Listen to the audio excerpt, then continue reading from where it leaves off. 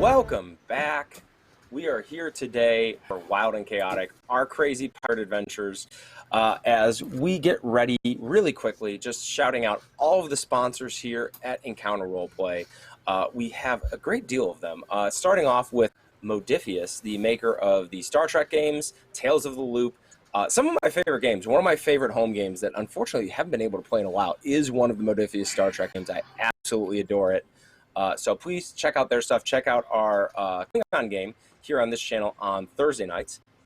Helmgast, makers of Cult Lost Divinity, which we currently at this channel have a creepy as fuck game going with that, with Mr. Lovely Colin down below me.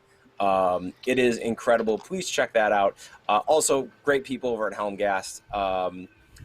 Moving on, also Maycham Press, the Dark Matter Kickstarter is now 500% funded, and they are adding a massive mech book. So if you have ever dreamed of being Ripley and jumping into a mech and fighting an alien, this is your chance in the 5e system.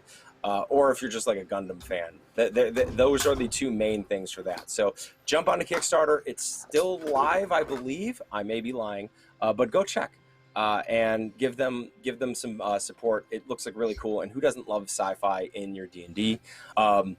Also, at the end of the month, we have EncounterCon coming up, August 29th and 30th, which are all community games that are going to be streamed, kind of like this one, which was a community game originally and is now being streamed. You can jump in. I believe Colin and Disembodied Lydia, who's floating somewhere back in Tech World, are going to be hosting another Fae meat grinder sort of situation. We have a lot of other phenomenal games being run by many other members of the community. It's looking really, really fun. Also, this Sunday, we are running an Axion Punk one-shot, a hip-hop inspired cyberpunk game. So again, if you like sci-fi RP, that's your game. It's going to be at 7 p.m. Eastern Time on Sunday. And also, speaking of Sundays, we're starting a new thing here at Encounter Roleplay, Clip of the Week. So please make clips of this show so we can try to win Clip of the Week. All right. I believe that was everything. Let's go around and introduce our cast and who they are playing and how they feel about this weird mission that they're being sent on. We'll start going around just in order with Chai. Chai, how's Zara doing? And how are you doing? Oh, you're muted. You are muted. Okay. Chai is doing okay. It's been a long day, but we're all right. Zara, on the other hand, she's having a rough one. Someone very, bad in her past has reappeared where she least expected to find them after she has spent many, many years running. So she's a bit panicked and freaking out, and we'll see how that plays out tonight. Outstanding. Going over to my other side, Steve, how are you, and how's Bren doing? Steve's doing very good, and you know what? Bren's doing quite well. He's not sure about this whole drama business with Zara, but in doing his little bon voyage blessing, he feels that the Leviathan, the goddess of the sea, is with them. So he's happy as a clam, pun entirely intended there. And Laura, how are you doing, and how is Zaz?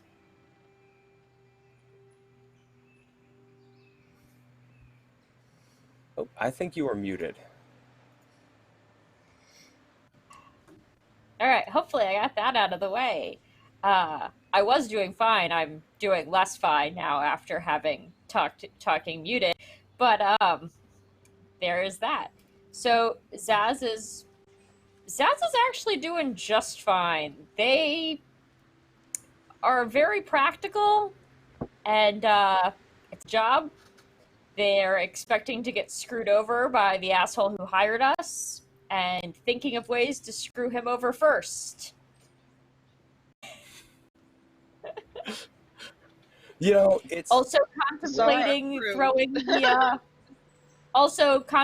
throwing the guy that got put on the ship overboard, at the first reasonable opportunity. That's fair. Vivi, how are you doing? And how Aziz doing? Maybe had a long week, but that's fine.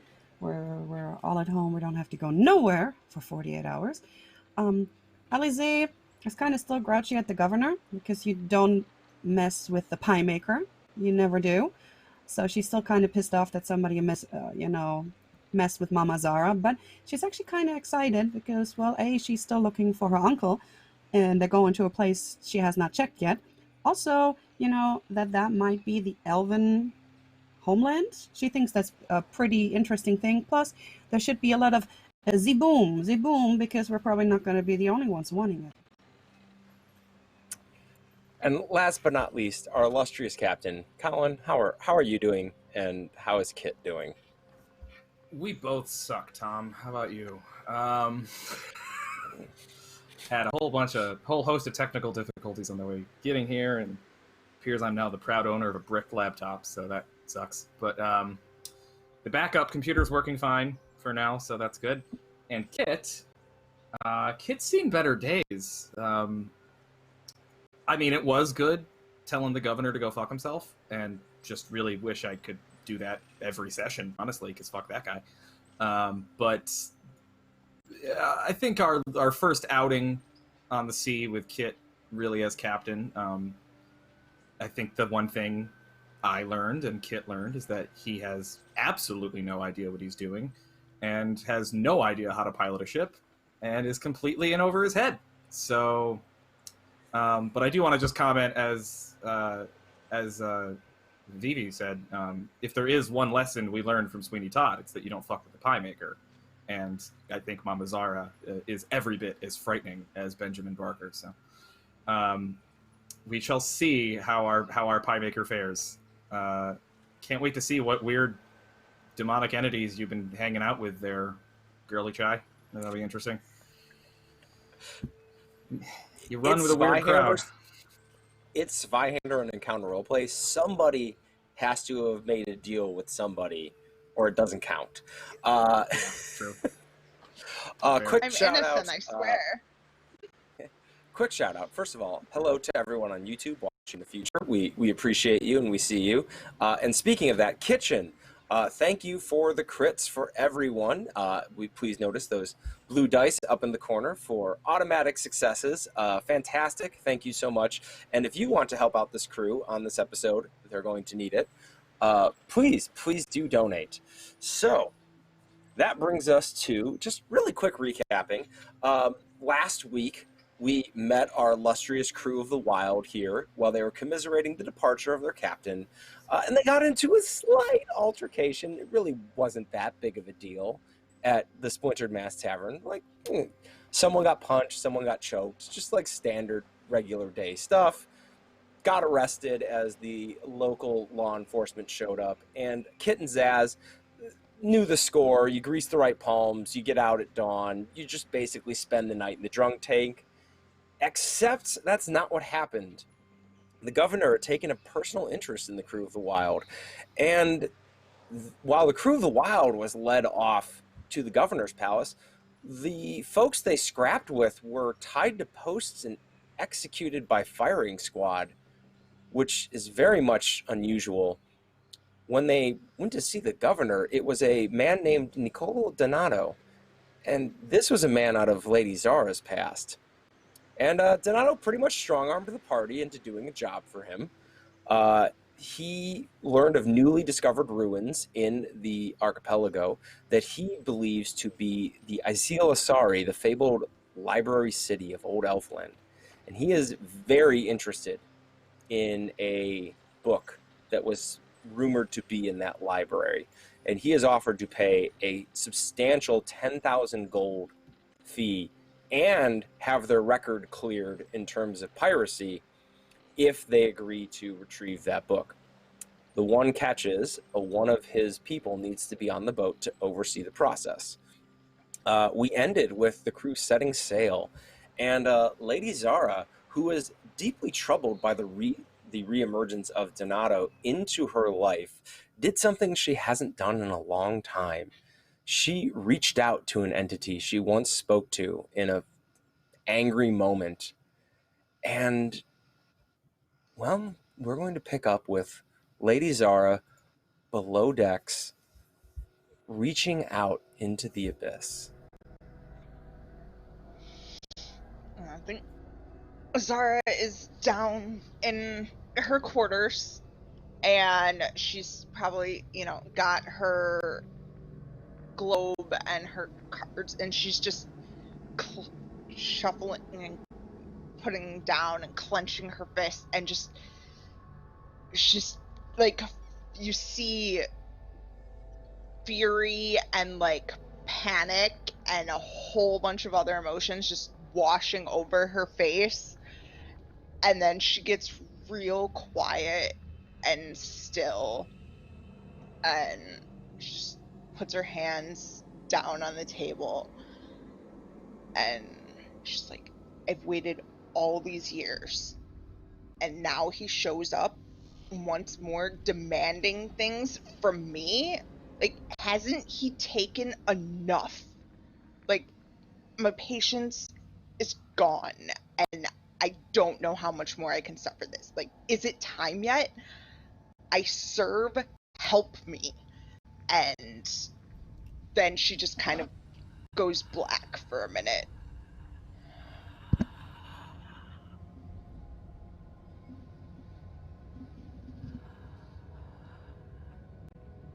You have suffered enough. You will have revenge. You will have treasure. You will have what's yours.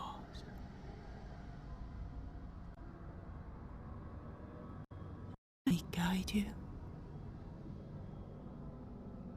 Let me help.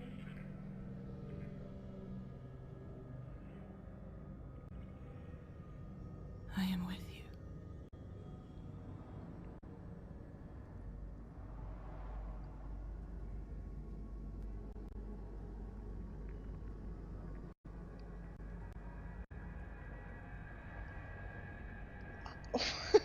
And Zara just, like, she probably, like, blacks out at her table for a minute.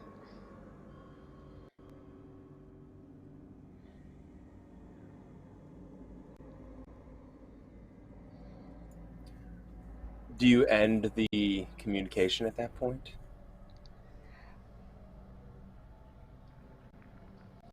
I think she is kind of, like, in shock at getting an answer back, even though that's what she wanted. Like, every answer before has been a lot of waiting or nothing, and she just, it takes her aback a bit, and then she probably will just say,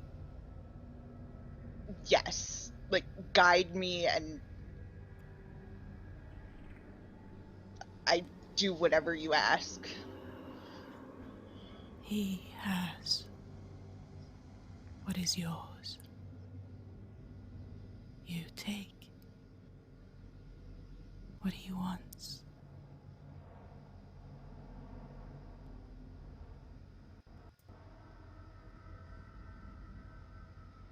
Yes.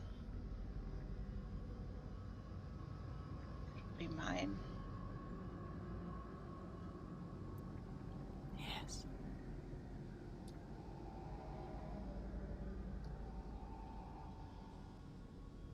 Thank you.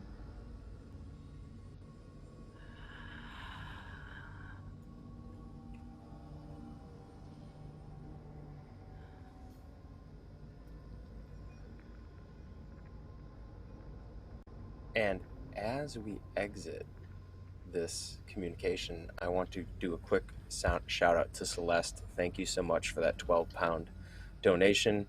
Crits for everybody. including me. Yay.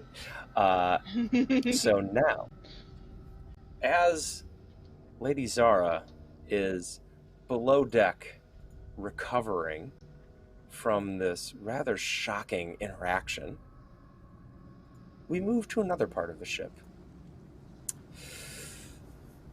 Bren, you Yes. enjoy below decks, if I remember correctly. You are correct. Well, as moving through the lower parts of the ship, one of the areas that you come to quite frequently is the doctor's quarters. It is a man named Turhan. Very amiable man in his mid-30s. Has always treated you just as one of the crew. Never had any issues with having a Skazak on board. He is a calm, straightforward man, and you see him in his quarters, and you see him stitching up a cut on one of the elven crew members of the ship, Shehara, and he, as you go by, he waves you into the room. It's, Bren, please, come in quickly. What seems to be the issue? Me and Shihara were wondering, are the rumors about what we're doing true? Are we going ashore on one of the islands? Are we hunting some sort of treasure? A treasure of sorts. One not of gold, I think. So far as I know, one of knowledge. So the room you're standing in is a small room. It is a surgeon's room, as there is a large table with the. You see, Shihara. She is a tall and long sort of elf with like long, very wiry, strong limbs, and you can see on one of her hands is a deep cut that the doctor is currently sewing up. As she just kind of looks over at you and goes, "How you doing, Bren? It's good to see you." Yeah, same with you. What happened to your, arm? She's like, some fucking cut purse decided they would just pull their knife out and ask for my coin in town. Cut his throat with his own damn knife, but you get in a knife fight, you get cut. She goes, True words were never spoken. "Is it true? Are we going to the library city?" God is willing, we are. And you see, she kind of like sits back, and being the essentially the ship's kind of priest, you know that Shiara is a bit of a. The reason she is in the peninsula is she is a believer in the sense that this area is the old elf homeland, and that is why she is here. And she just kind of sits back and is just like, "So it's true then. I walk the same ancestor. This is the land of Balulik. And Arman, this is incredible, Bren. This is amazing." Goddess is calling you home. It is. In many ways, I envy you. Yes, it is something to know that one's faith is being rewarded. And you see a small lizard crawl up the doctor's arm and kind of perch on his shoulder, and Tron just kind of like looks at it and smiles and goes, "Oh, Bren, meet my new friend here. We found him on the ship when we got back on board. Or her, I should say. I think I've not made a fool. I believe there's a her. I have decided to name her Anna. I think it's fitting." As she kind of looks at you, and he says, "Reminds me a bit of Zaz, if you don't mind me saying." And you see Anna tilts her head and licks her eye in a very Zaz-like fashion. You know, I do see a bit of a resemblance. A Ah, little right. bit, yeah. Well, thank you so much. This is quite incredible. Is I don't look forward to stitching up all the crew members if this is this going to be dangerous? You know what, I'm going to be straightforward with you. It probably will be fairly dangerous. But, Doctor, you do have my word.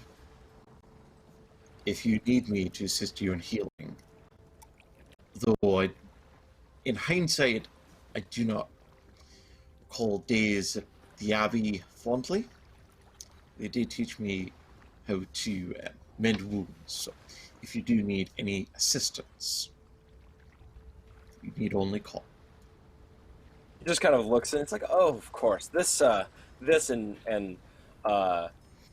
Shiera just kind of holds it up and goes, this is a fucking scratch. It's fine. Couple stitches. I'll be back at work. Yeah. Sure to clean it. Ah. So, and before you can leave, the Turan just kind of looks and goes, oh, Bren, your most faithful worshiper is here. And you turn about, and on one of the shelves, you see a orange, floofy tabby cat with bright yellow eyes standing stock still, staring at you, as we see Kit the cat just frozen looking at you. He just goes, don't you fucking dare. I'm watching you. The front shoulders drop slightly, the butt comes up, and there's just like a slight little wiggle. I will hang you from the mast. Upon the goddess, I swear this. Kind of like plops down on its side and gives you that fuck off look that really only cats can pull off.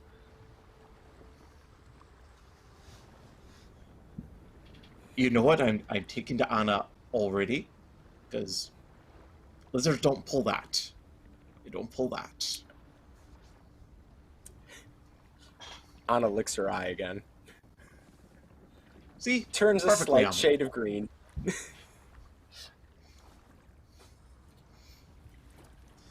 Yeah, sure that Outstanding.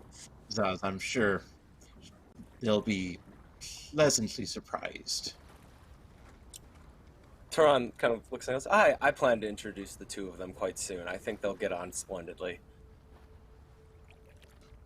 Indeed.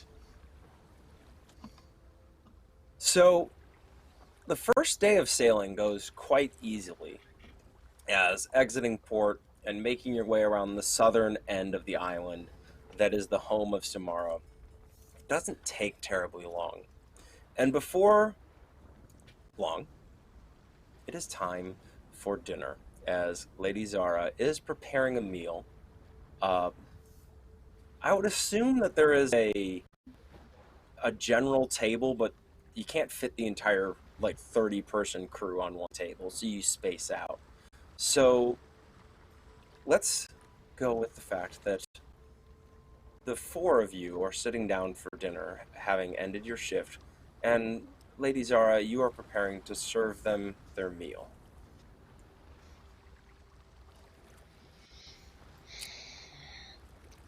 It's pie, because it's always pie.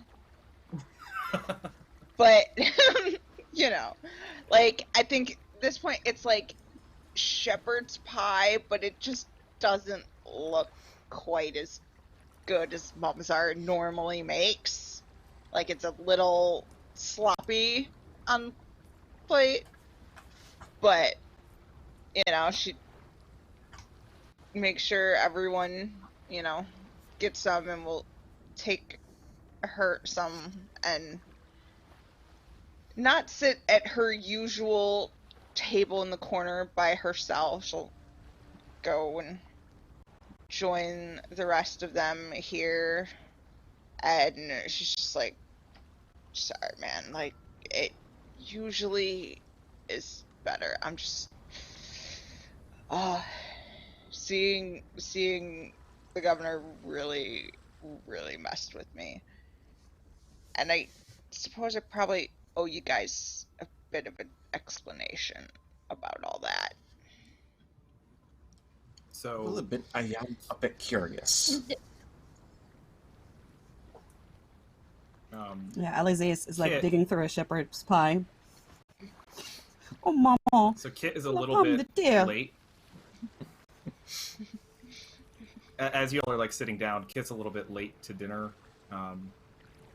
He hasn't come yet, and he's said he would be there on time. And he comes in like cut on his forehead, like a couple of fresh bruises, and he has like a little bit of just a tiny little bit of blood on his sword.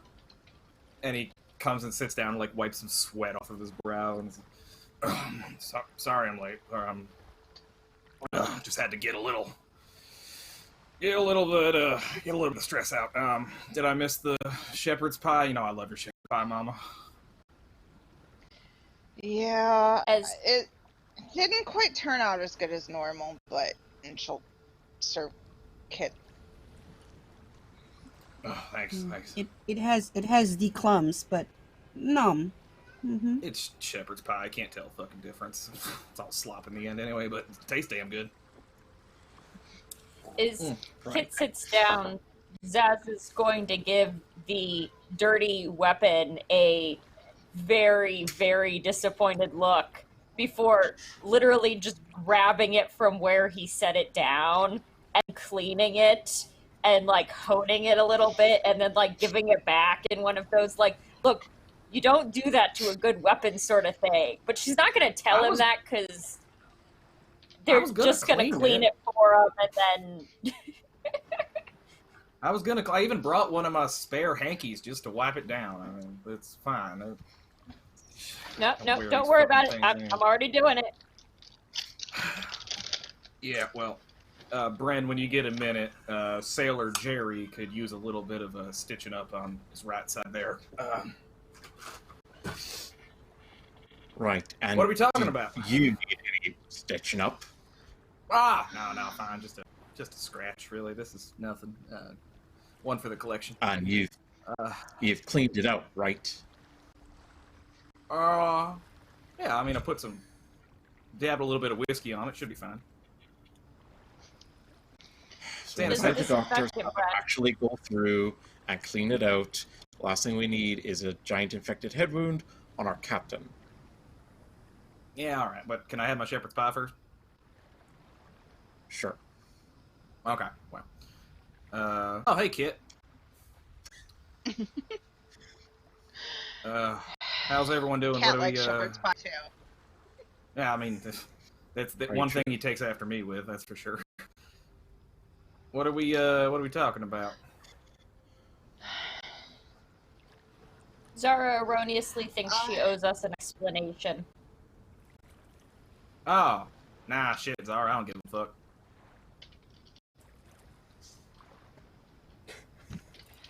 Well, no. I mean, but tell me. Like, I can get the story straight from the I cat. can listen.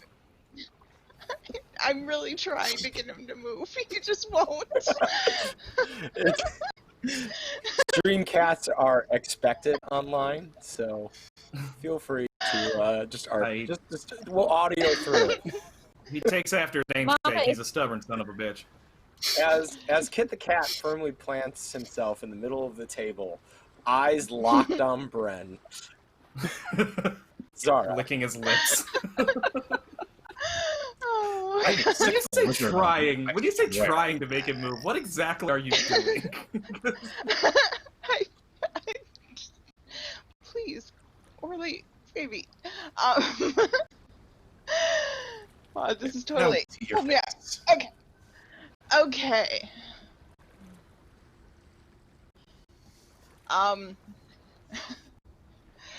Okay, so I don't know how much you guys know about where I came from. Like, I didn't talk about it much, but like it was a nasty, corrupt place. Like, lots of important families, like, constantly fighting for leverage and power, while the rest of us just tried our best to survive. Sounds like everywhere else, to be honest with you. Pretty much, but you know, it was a thing. But yeah, like 15 years ago, I did a reading for one of the big important families there, and the fortune I read hinted that there was a scheme to frame them and plant evidence that would lead not just to their removal of influence, but also their execution. They were able to use this reading as kind of a guide, and were able to uncover the conspiracy to defame them and save their names and their lives. And in doing so, knock down a rival family. And that rival family was the Donatos. He's fucking ambitious and cutthroat, is even worse than most pirates I know. And he was not gonna let that stand. And because I was the one that revealed the existence of the plot, though I didn't know it at the time, I just, you know, what the spirit said, the spirit I just conveyed. But I had to be taken down and made to pay for my offense on the family. Like, how could I have known about it if I wasn't in on it, right? Makes sense, I guess, to some. That sounds like some fucking bullshit, yeah. Yeah, like, I came from a decently well-to-do, like, upper middle-class family, and that afforded me certain education and connections with some influential people. So, I guess, in their sense, they thought I had, you know, a reason. Like, my husband had died in a highway robbery defending, you know, a family a few years earlier, and I was just raising a teenage daughter alone. So, like, this was my chance to secure a better future for us, is what they tried to tell everyone. All of it was false, but no one cares. In Valderas, it's about who you know and your reputation, and not what can be proven. Truth doesn't matter at all. I was accused, and therefore as good as convicted. I was ruined. But the worst part of all of it, and that for which I will never forgive him, is that he was able to convince my daughter of my guilt, that I was corrupted and would take her down with me if she didn't free herself from my influence. And being a scared young woman on the verge of adulthood, she did. She emancipated herself, and I had no choice but to let her go. Like, with nothing left, I fled as far as I could, hoping to put the past behind me and regain some honor and power to try and take down Donato and come back and show my daughter I was not who he framed me to be. I don't know how he ended up here, whether he was hunting, you know, ruined library like he says, or if he somehow tracked me down, or for what reason. I don't know. I don't know what his true purposes are, but don't for a second trust him or turn your back on him, because he will use you in any way possible and discard you as trash when you're no longer useful. That's the Donato I knew. It's been 15 years, and I don't know who this man is now. Like, he seems different in some ways, but, like, I don't trust it, but he has influence with my daughter, so I guess I have to go along with what he wants for now. But heed my warning about who we're really dealing with here. Do not believe him. Zara, would you prefer us not to stab him in the back so that you're, so as not to further alienate your offspring?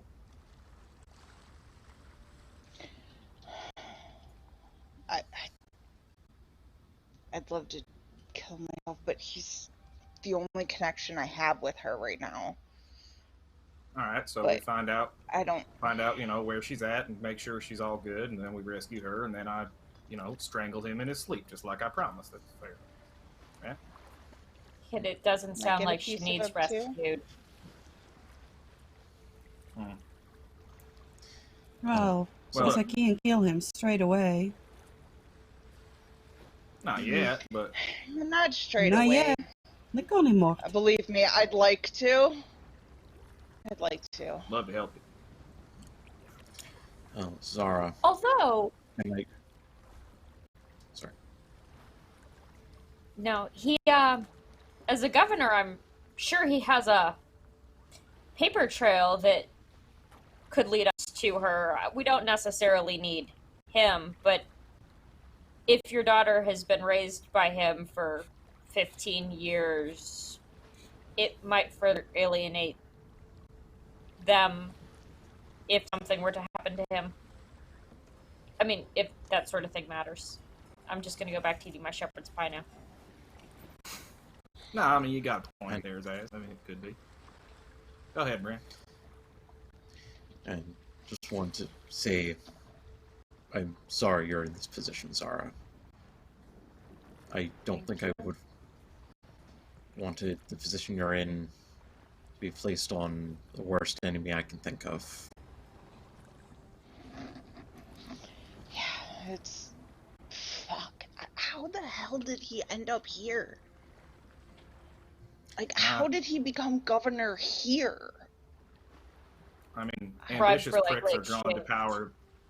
I mean, ambitious pricks are drawn to power like fly at Zara. I mean, where there's a vacuum, they're gonna fill it. And look, if you're trying to tell us don't trust that fucking asshole, I mean, I'm happy that you trust us enough to tell us your story, sister. But you don't need to tell us twice that guy's a fucking prick, and we're not gonna trust anything he says. So, I think we're all on the same page there, yeah, team. Yeah. Thank you. Thanks for standing up in there, Vivi. Or Alizé, sorry. Right. And, I mean, you say the word, and us may as well be seagrass. Oh yeah, we could He gone. tie an anchor to his ankles, do the old anchor ankle trick. Love that trick. Drop him down, that'd be funny. How about that? Don't miss the Speaking barnacles of, this time. speaking Feel all of of future that? seagrass, is the what's his name? The spectator is. Vico. Do I see him around? Yeah. Roll an awareness check. Okay It's going then. to be a minus 30. What? All right. So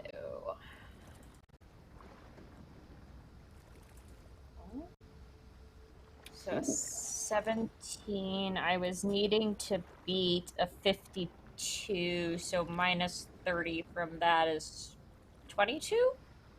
Yeah, you got it. Did I do that It right? takes you a minute. It takes you a minute. You scan the room once, twice, and then suddenly you see him, and he's sitting like 2 tables over, eating very calmly, seeming to enjoy the shepherd's pie, back towards all of you. Just not seemingly speaking with any of the, not seeming to speak with any of the crew members, just quietly eating his meal. Does it appear like he could hear us from where he's sitting? It would have taken some work on his part. And he's not obviously working in it. He's not obviously listening.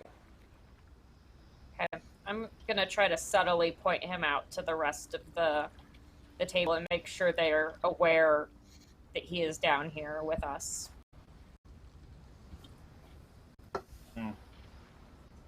Mm-hmm. He's first. Kit's gonna say purposely too loudly. What's that asshole's name? I don't remember now. Sorry. Vigo. Vigo. That's right. I gotta remember Aragorn. Mama, do you remember to make the special pie for our guest Vigo? Yeah, I think that one's in the kitchen. Here, let me go grab it. And I'll go excuse myself to the kitchen. And I think I'm just gonna, like, really, really, like, over salt the pie. Oh, okay. My suggestion was going to be to put cat shit in it, but okay. You know, I don't let too. Kit the cat in the kitchen. Like, Mama keeps a good kitchen. All right. Increase the sodium intake. It's bad for his heart. I hear that. That's a valid way to prank him. Fair. I'm just loving the fact that Mama Zara can't actually bring herself to cook badly enough. That's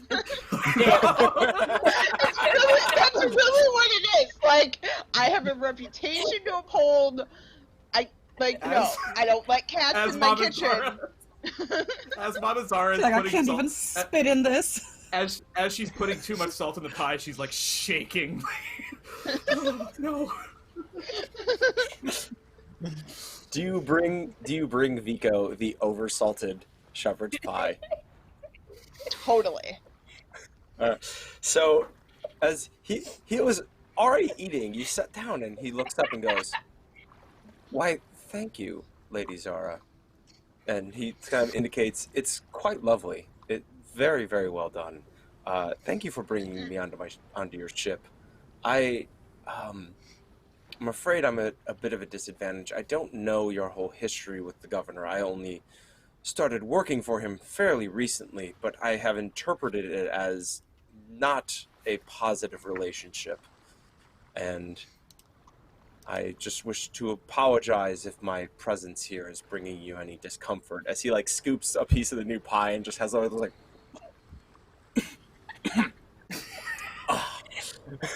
Should have been cat shit. Yeah. You don't bring me any discomfort, but maybe look a little harder at your employer. Well, unfortunately, in my line of work, it's a bit of an assignment sort of job, but I understand. And thank you for welcoming me onto your ship. Is he, like, very... kind of, like, not trying to make a big deal of it, goes and picks at the old piece of pie he had. Kit comes over, the old piece. Oh, no, that's cold. That's cold. You don't want that anymore. Let me get that out of the way for you. I'll just clean that up.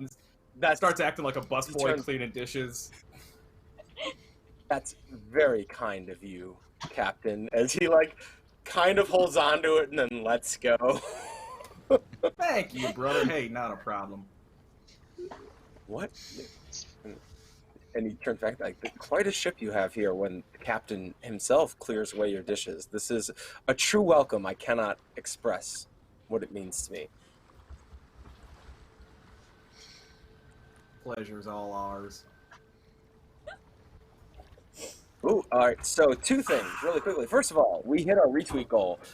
So you are all getting a boon. I know we'll be bringing that up in a few minutes here because that is going to be quite helpful for all of you.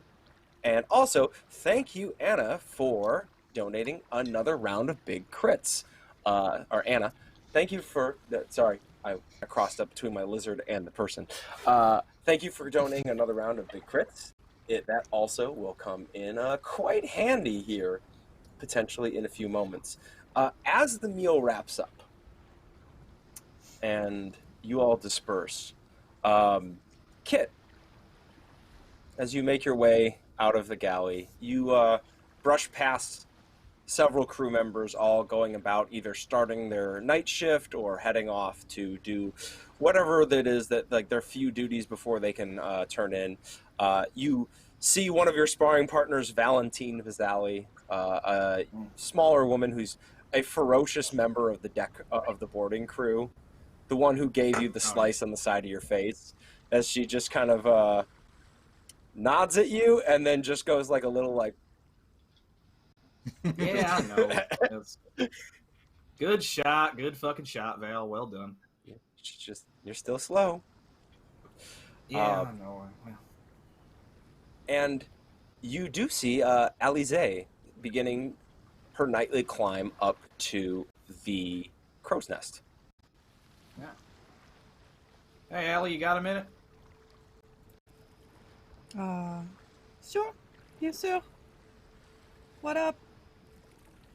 Oh, I just wanted to see if you needed anything. You're spending every night up there by yourself, and do you need a shift off or something? I don't know how Via used to handle it, but just trying to make sure you're not getting overworked or anything. I know it can get mighty fucking cold up there and all that shit. So, you good? No. I love the stars. I love the stars. I like the silence. All right. I like the silence. Yeah, I can respect that. Some people just talk too much. Yeah, I've been accused of that myself in the past. Oh shit! Yeah, you're not okay, stupid. well, well, I just wanted to know how you think things are going.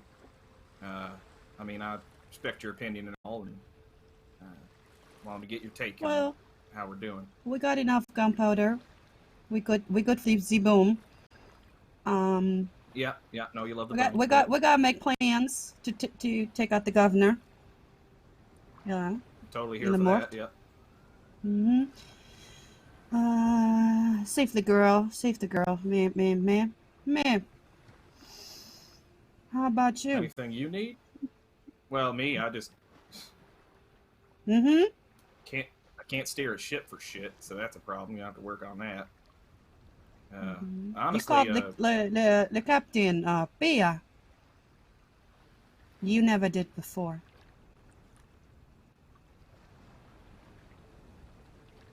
Mm-hmm.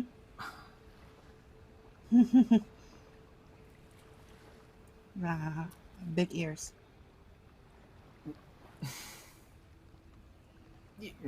well, you said you don't like people talk too much. Thought I would save a few syllables. Mm-hmm. C'est bien? Yeah, well, it's good talking to you, Allie. You let me know if you need anything. Happy to get you more boom powder or make bigger booms or whatever makes you happy. And hey, I can't shoot for shit. It's always kind of been a weakness of mine, and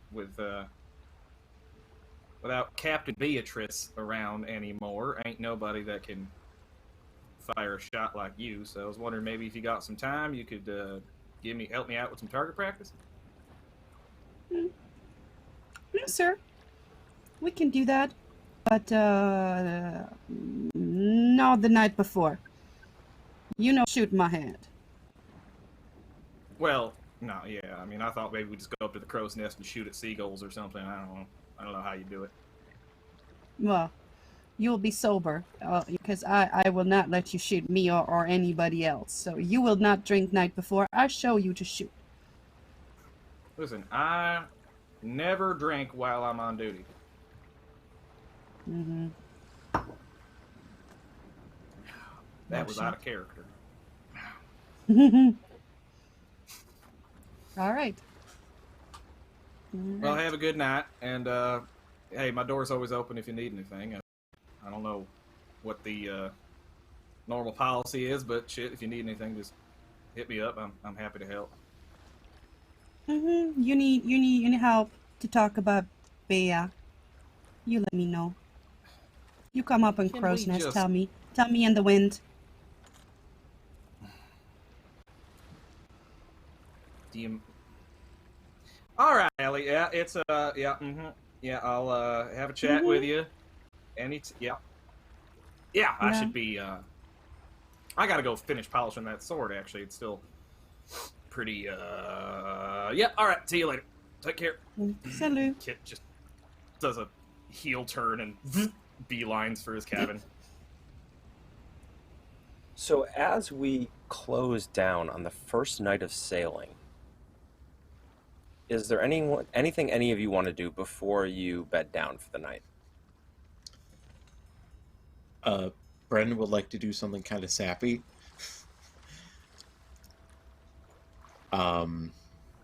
He's going to kind of wait till everyone kind of settles down, and he's going to take a little pinch of sea salt, probably scraped from the side of the ship.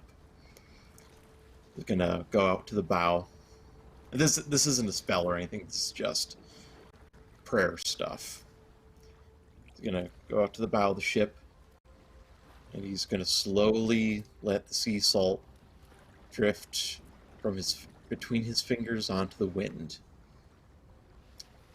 He's going to say, Leviathan, goddess of the sea, hear my prayer against the wind, hear my prayer against the waves. Cannot ask you to save Zara from her fate. She is a good soul. She does not deserve what she's getting. Guide her daughter to her. Let her mother know her child is safe. She'll let the rest of the salt go and return to bed. Is this off the side of the ship? Yeah. So you see the salt catch in the wind and blow, and then suddenly swirl and scatter.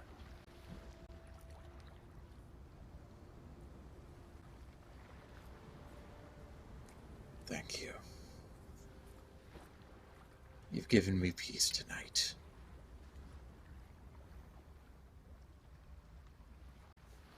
That's it. So the night passes uneventfully, but in the early hours of morning, you hear a call go out from one of the morning watch, and the captain calling for, Captain Kit, looks like we got a reef ahead. We're gonna have to, and as you move out, you see one of your crew members, pointing, indicating forward, where you can see a shift in the tone of the tone of the water, its color. You can clearly see that you are coming upon some shallows, and are going to need to change course ever so slightly. And this wasn't supposed to be here. This isn't. You've sailed into the Castile Sea before. You don't remember a reef being here. The fuck? Where the fuck? I'm gonna yell to the sailor that woke me up. Where the fuck are we? We shouldn't be running into any fucking reefs. We off course? So this is a tall, gangly, very, very tanned man named Toda, and he turns to you and says, Captain, is it possible we maybe drifted a bit north? I don't think there are any shallows here, but this could be a problem, as Well, yeah. the ship is continuing to close towards a reef. You've already given the order to alter slightly, right? Oh yeah, but Yeah, that's when so- Kit immediately is just like, Zaz!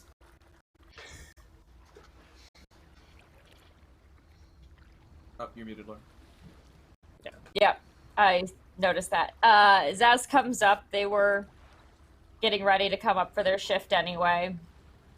Sees the reef, starts steering around it.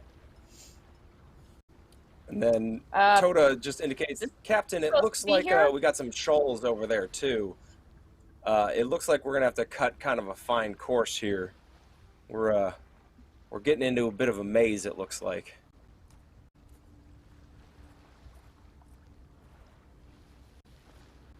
Oh, son of a bitch. Can Alize Zaz, help and like call out what she sees? You know, if she's You still can up in the absolutely crow's get up nest. into the crow's nest. Yeah, you wake up and start seeing, and it appears as if the Wilde has wandered into a fairly shallow region between islands, and you are essentially in sea terms, like underneath you is essentially kind of a mountain range, and you are having to pick a very careful course now through this. And this is not at all where you were supposed to be going. You're still going generally in the same direction, but it seems that your course was just a little bit off, and it brought you into a maze of shallows. And Alize, you also notice off to the south some very angry black clouds moving towards you, as it appears quite possibly that a storm is coming in your direction. So Uh, Alize Kit- is gonna yell that down to Laura. also known Yeah. as. So seeing Kit stand there looking shell-shocked, Zaz is gonna call out, "Okay, guys, I need to slow down. I need as much time to steer as possible. We're gonna keep this tight, and we're gonna stay ahead of the storm. But I'm not rushing it, because it's more important we don't hit the big rocks. So prepare for the storm to overtake us." So, Kit, you would know that when storms come about, your first preference is to get a safe anchorage and get somewhere sheltered. But the direction of the storm, that is not going to be possible. Second preference is open water. Being in the shallows is the worst possible place to be in a storm, as that water is the water that gets the most violent. So a quick exit from the shallows would be very preferred, but you would need a navigator to make that call.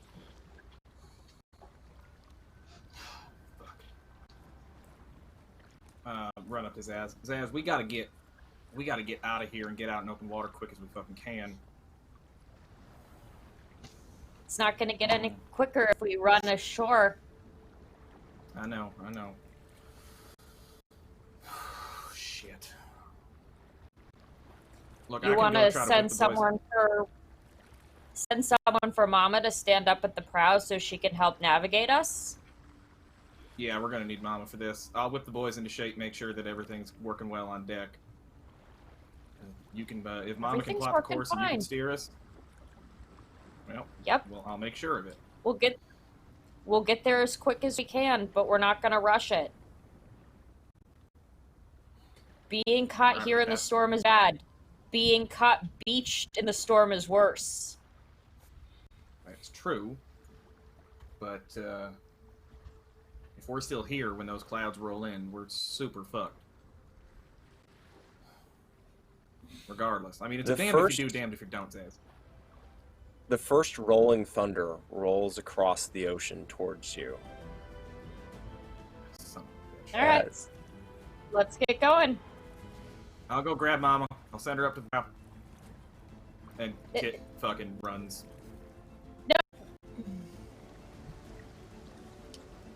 Can Lady I look Zara? around? Is there someone on deck who's just not doing something? Can I tell them to go get Zara and tell Kit to get back up here? Sure.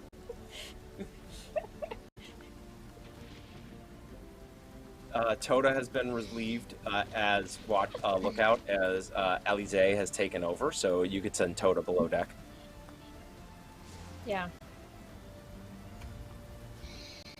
Um, And tell Kit he has more important things to do than be a messenger. Lady Zara, you are in your room waking up as the early morning lookout, a very kind man named Toda, pokes his hand like, Mama Zara, I hate to bother you, but we're in a bit of a fix. Could you please come up to deck? The captain would like you to quickly get us the hell out of some shallows so we don't die? Yeah, it definitely feels like there's a storm coming, and I'll grab up my coat and shawl and go up to the deck. They're like, damn, really navigated us into a mess right now.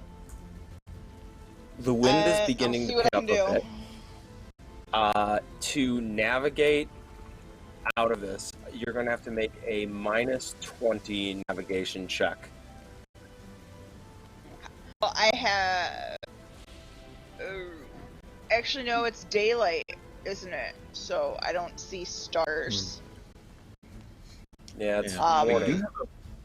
You do have a plus Yeah. 10 because of Brent's spell. I would also point out Yeah. you have a whole brace of crits.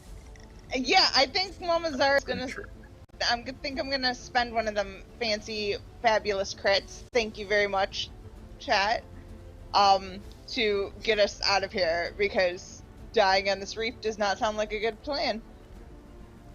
All right, so you are able to, upon looking at this, you recognize the shallows that the Wilde has wandered into. They are a navigational hazard that most ships circumvent, but have been known to run into, and you are quickly able to guide the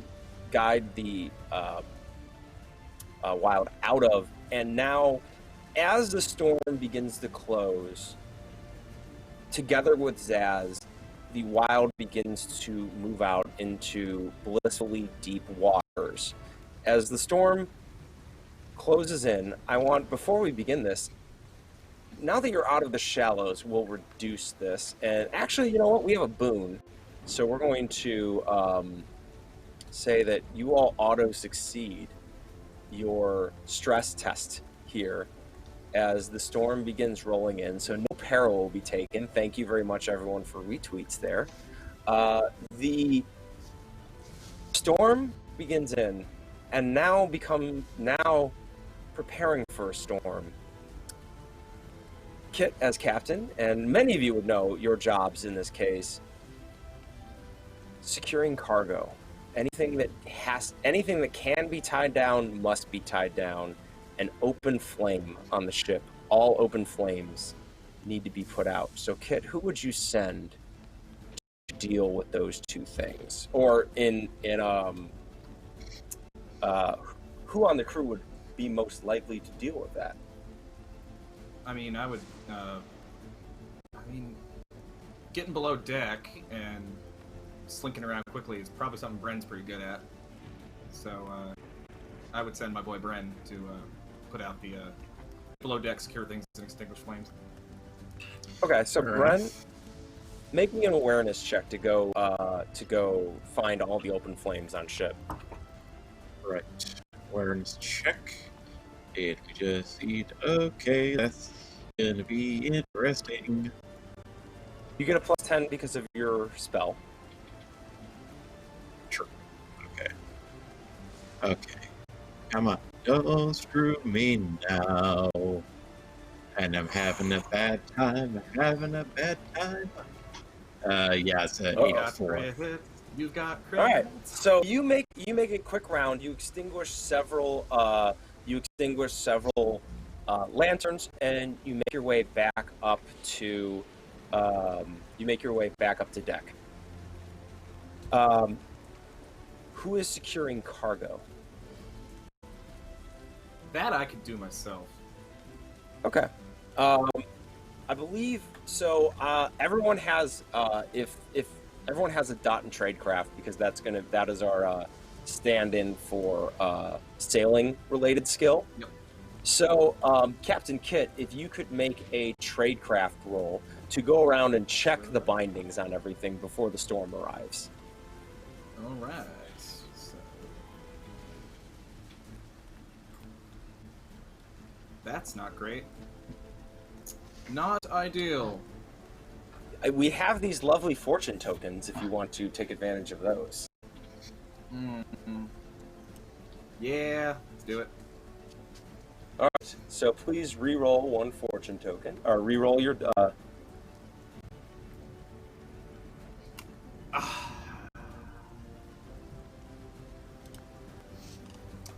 Nope. All right.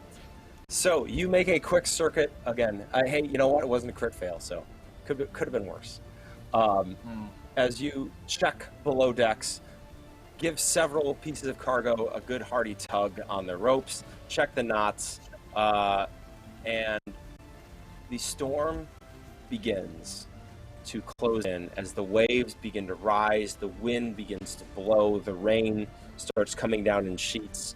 Zaz, I need you to make a pilot check to turn into the storm, as you have been trained to and have done many times. So this is going to be a routine check for you, being the pilot that you are. Yeah, seeing as how we have been rolling real great, I'm just going to go ahead and use one of those little nice crits up in the corner and make sure that, if nothing else, we don't screw up sailing the boat. All right, so Zaz expertly steers the ship into the wind, and while the decks roll and while the decks rock, all of you have your sea legs. You are able to keep your feet underneath you quite easily, and it isn't getting too heavy at this moment. As the wind begins to howl, the wind begins to blow. Where are all of you during this storm? Obviously, Zaz is on deck manning the helm. Where are the rest of you? Zara would have stayed on deck, watching out, trying to, spot any corrections that might need to be made, just keeping an extra lookout, and to help with navigating. Captain Kit, where would you be? Kit's on the deck, on the main deck, saber out, directing sailors, just shouting at people. Old habit. This is what he did when he was first mate. This was what his job was. So he still knows how to command some respect around here. So he's just out there. Come on, you son of a bitch! Pull that fucking line! No, what the hell you doing? It's like this, and he's like pushing a guy aside, helping him fucking pull the thing for him. And, come on now! What in the hell are you doing? You fucking worthless! Move it! Alize, you. Alize is still up in the crow's nest, pretty much doing I'm the queen of the world. Enjoying herself immensely and whooping into the wind. She tied herself down though, so she's not gonna, get lost. So safety line on Alize, important to know. Bren, where is Bren? Bren is kind of all over the place. He's alternating kind of between darting around the masts to make sure the sails are secure, and then darting down below decks to make sure things are secure, make sure that there aren't any leaks inside of the ship. So about 30 minutes into the storm, the wind begins to pick up, and it is now getting to the dangerous levels where it is now time to stow all the sails and just try to ride out this storm. Who is going up into the rigging to try to stow the sails? I would say you're already there. You would be... I'm already there, unnatural. yes. So make a tradecraft roll for me as you hop off and begin stowing sails with other members of the crew. Yep. For that, I will use one of these little beautiful blue balls.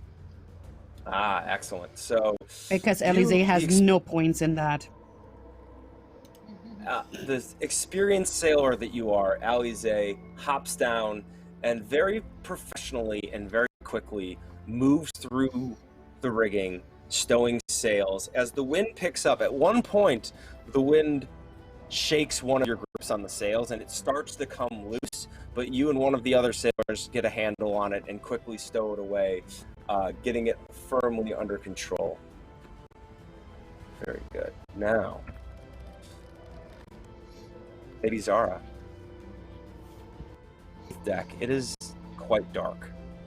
All the flames have been put out. At least they're supposed to have been put out. As the ship begins to rock more and more through the wall, through the gaps in the wood, you see a little bit of light start to leak through. There's a lantern somewhere on the lower deck that wasn't extinguished. As the storm begins to get more violent, the possibility of an underdeck fire becomes increasingly real. What do you do? Mama Zara's probably just, like, these kids always leaving a light on when they leave the room. And I'm gonna go try and find the lamp. I will say that finding the lamp is not the trick. It is moving through the ship as you go that is the real trick. So roll me a coordination test as the ship is beginning to heave. Roll me a coordination test to move through the...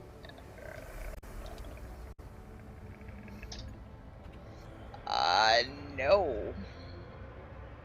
All right. So the ship suddenly and very wildly kicks, and you are thrown into a bulkhead where you take 6 points of damage impacting into this. Does that beat your threshold? That is my threshold. So that does not. You slam into this. You are dazed for half a moment. Your shoulder feels stiff, but you also feel okay. And you continue on, and you see a lantern in the cargo hold below, still lit. I'm just grabbing my shoulder and trying to rub it, and using my other hand to try and keep some sort as steady as possible while the boat's rocking back and forth, and trying to get to the lantern to put it out before something bad happens. You do manage to grab a hold of the lantern, and you are able to quickly open it and extinguish it. As you're there, down in the cargo hold, you notice two things. Number one, as the rain continues to pour down, and as waves begin to wash up over the side, on deck, the wind is getting quite intense. The waves are starting to come over the side and onto the deck. Nothing that experienced sailors can't handle, but Zara notices that it is starting to collect at the bottom of the ship. And as you notice this, several barrels in the cargo bay, their ropes snap and begin to roll about. And they strike each other, and they strike into crates, and they shatter open, and you see a good deal of the ship's fresh water mixed with the seawater in the cargo bay as the water level down here continues to rise. And yeah, Zara is gonna just shout as loud as possible, up the stairs at whoever that we're taking on water. And it's just probably just yeah, I'm not sure. She's just wading through whatever, trying to see what she could possibly do. Happily, and the ship secure is any other water. There is one barrel of water that didn't break through that you were able to secure.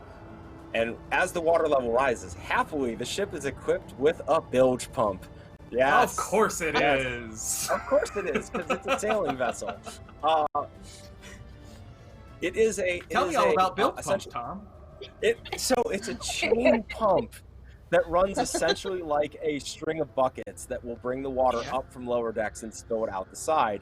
However, the handle, the crank for it, is a bit old and a bit rusty. It's as maintained as well as it can, but it takes a fair amount of strength to use.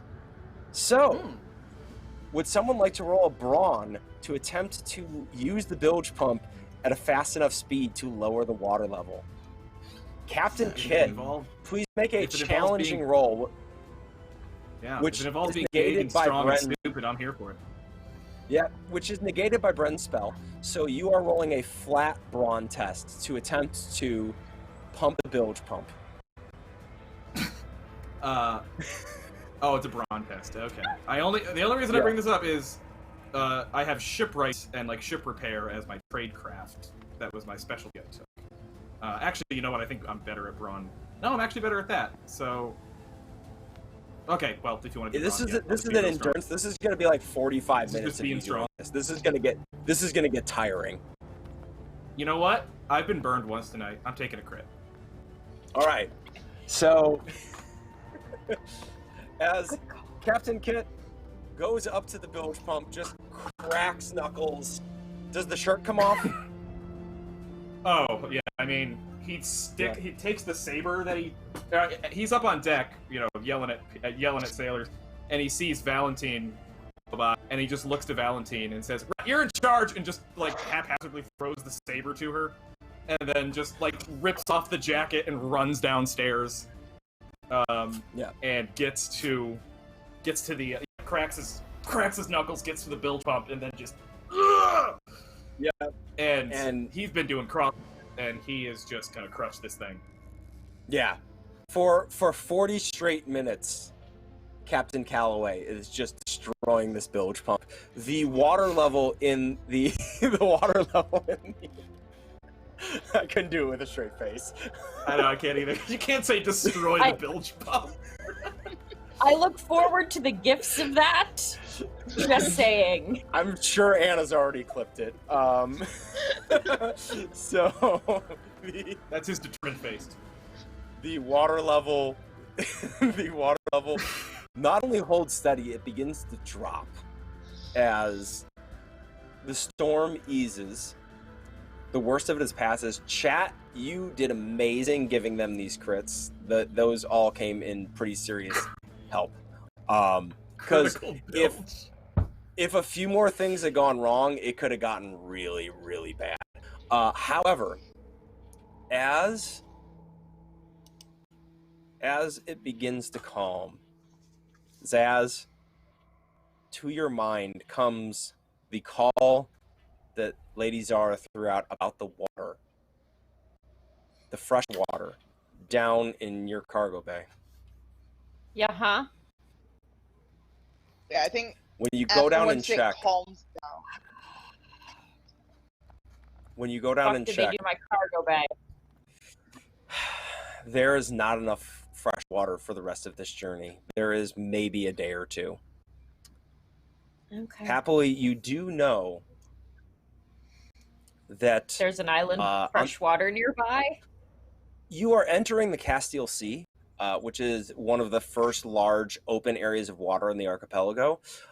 There is an island not very far from where you are called Rokan, and you know of a safe anchorage there that has a good source of fresh water. Okay. I'm gonna. It is maybe a full day of sailing away, but you will need to go on land. Okay. I'm gonna go and find Kit, let him know that we need to make anchorage at Rakan. We're gonna be out of water soon. Kit comes up from below deck, just like drenched in sweat, just like soaked through the shirt. His hair is just absolutely like matted. And as you say that, he does not register at all. He's like white in the face and just like panting. Yeah, no, water sounds good, Zaz. Could I have some, please? No, you can't. We are low on water. It is now an emergency ration until we make port and get more. Because some Yahoo apparently unstrapped more than 1 barrel of water at once. That sounds an awful When I lot find like out who an that active bitch. is... No, it's not you. You were being busy. When I find out who unstrapped multiple barrels of water, they are going to be in much, much trouble. But We'll save in the keel meantime... hauling for that prick vegan. Mm-hmm. Oh, Absolutely. God. In the meantime, we need to make for port. Because Yeah, I'm pretty sure alright. Bren's the only one here who can survive on seawater. For the record, Anchorage, not port, is where you know of. Oh, It is sorry. a place that you can drop Anchorage. anchor. Yeah. No, it's No. Okay. All right. So we're gonna have to go ashore. Fine, that's fine. Sailing thing's not been working out so fucking hot anyway lately, so maybe it's best to drop anchor and step on shore and try again. But my Do I know God, am I anything fucking else tired. about... Maybe take a break? Yeah, gonna have to sit down before I fall down. Don't mind me. Nope. There's still plenty of seawater you could wash in. Like, you got some no. sweat going on. Yeah, kind of had my fill of seawater. What with the whole bilge pump. Oh God, even making that motion hurts. Holy shit. Oh, fuck. Oh. Slap him on the All right. back. Son of a bitch, that. Mm-hmm. Right, That's well, I'll why go we tell the boys. stretch. I I'm didn't exactly just gonna- have fucking time to do yoga, Bren. Just a little bit of this. Jesus. Bit of a I'm the fucking only one to emergency. stretch before duty, right? Yeah, Bren, I'm you gonna are the go only one who stretches the Start steering us towards, land. Rodon. Yeah.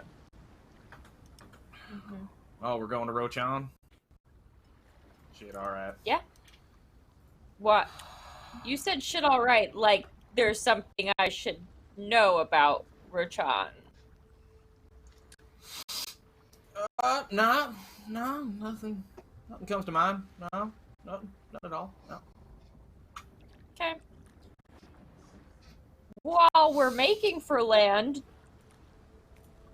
Master and Commander, do I have extra barrels somewhere, or do I need to get someone to start repairing barrels for me?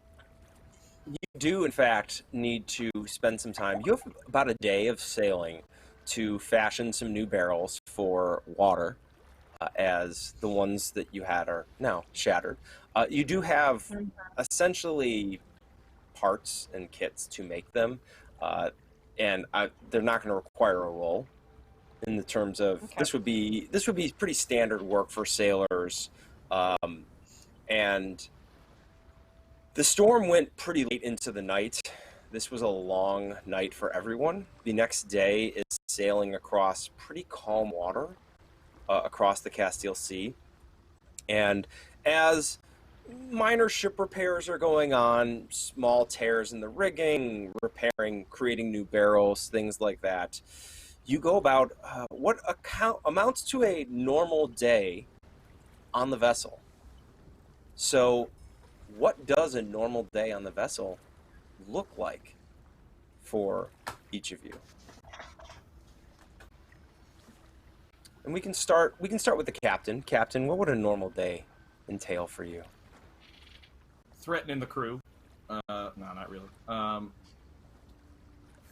Well, Kit's gonna need to convalesce a little bit after that fucking insane CrossFit bullshit I just pulled. Yeah, you're really sore this morning because Yeah. you know, But you know what? Made some gains. But then after that, Kit probably would go out and see the going on deck, see the boys. say, talk to the board and crew, talk to our land and crew, let them know that we're planning on dropping anchor, going ashore for a bit. Assuming that all of us are going to be heading ashore together, Kit would have to find someone to designate to be in command while he's not on the deck. So, I think I'm going to go with. I would like to designate Valentine to be in charge while I'm away and while the rest of us are away. So, let her know that she's going to have to run things while I'm gone. So you find Valentine. She when she's not part of the boarding crew and not cutting up your face, she is spends a good deal of time working the rigging, working the sails. She is on the smaller end, and she just kind of drops down and says, "Hi, Captain. I'd be happy to take over when you're not on ship." And she kind of, is this a promotion? Am I double pay?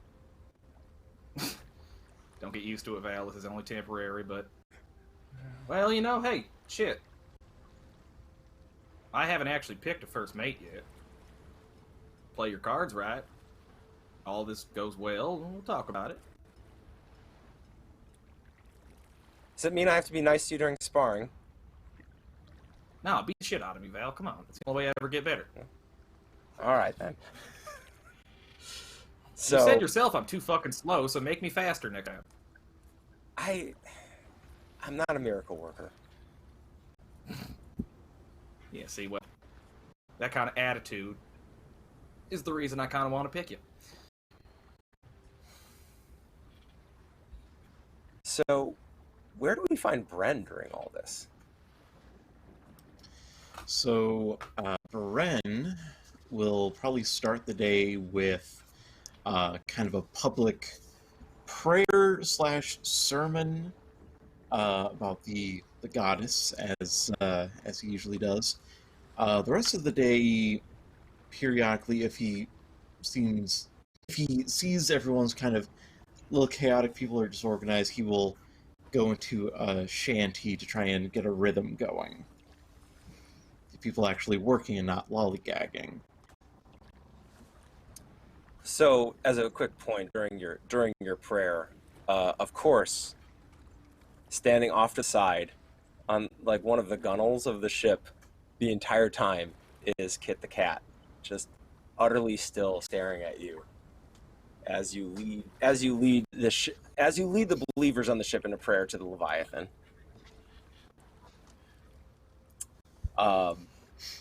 Alize, what does Alize do on a normal day on the ship? Well, probably after giving Lashot Kit some pets, absolutely. She'll probably go and check on the gunpowder so that she's always ready for the boom for the cannons, and This is an and then excellent probably point. go double check and make everything is still the way it's supposed to be. The gunpowder, as stored by Zaz, is expertly stored, and all of it, every last grain, is dry. Guess Zaz got it going on. And then she'll probably go and work on her own special powder and do some experiments and see if she can, get some more boom out of her own musket.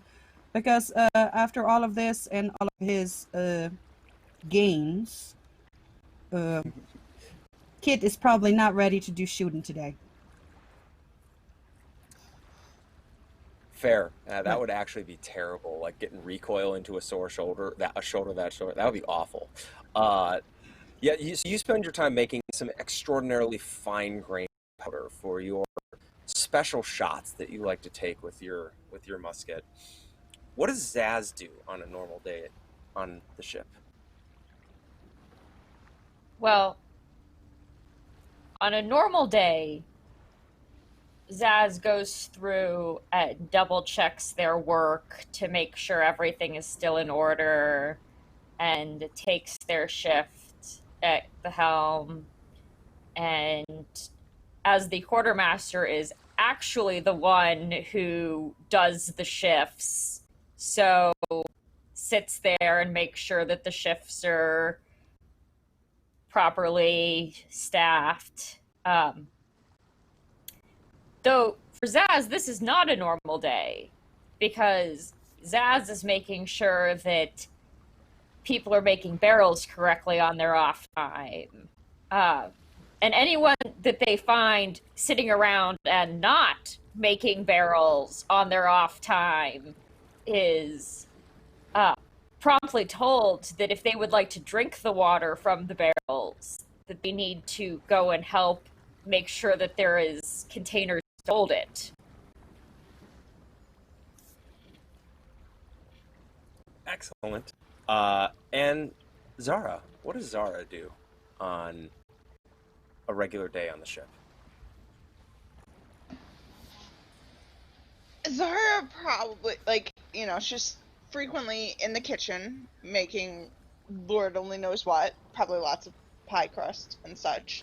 Probably does a lot of cleaning because Mama's always got to clean up after the kids because they leave a mess everywhere and no one knows how to pick up their shit. And she probably does, like, a bit of, like, sewing, making, darning socks, and probably a little bit of embroidery, and hangs out with, Lucia when she isn't needed for, helping navigate or, other miscellaneous odds and then, like, more like routine housekeeping sort of stuff on the boat. Check in with the crew if anyone, seems a bit down or, under the weather. Just keep an eye on everyone. So, the crew seems to be in a fairly good state, but you're noticing grumbling going on amongst the crew.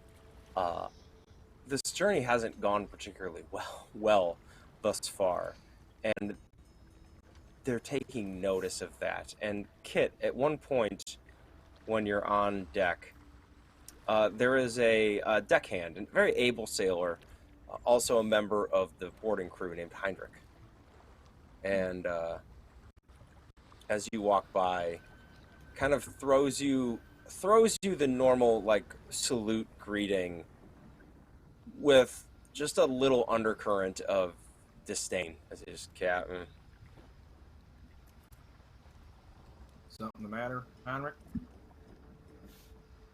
Well, no, everything's going great. Ship shape, Captain. Everything's outstanding. Lose the lip, Heinrich. Come on. It's fucking me you're talking to. I've been boarding ships with you for years, man. Come on, don't give me this shit. What's going on? Well, Captain, Kit, we damn near sailed into a reef. Got caught out in a storm. And it seems to me you were the one who checked the bindings on those barrels before they broke loose. The fuck's going on, Captain? We're having some growing pains, Heinrich. That's all. Alright? It's gonna work out. Well, You know this cripple of fucking anything, alright? We beat that piece of shit pirate hunter. Captain Bona couldn't stand up to us. We're more than capable. It's just... We'll get there, alright? did we beat Captain Bona? No, Heinrich. We didn't. Matter of fact, I believe that was, well, that was Captain Beatrice and, me. Yeah, that's right. It was me. You got something else you want to say? Oh. No, sir.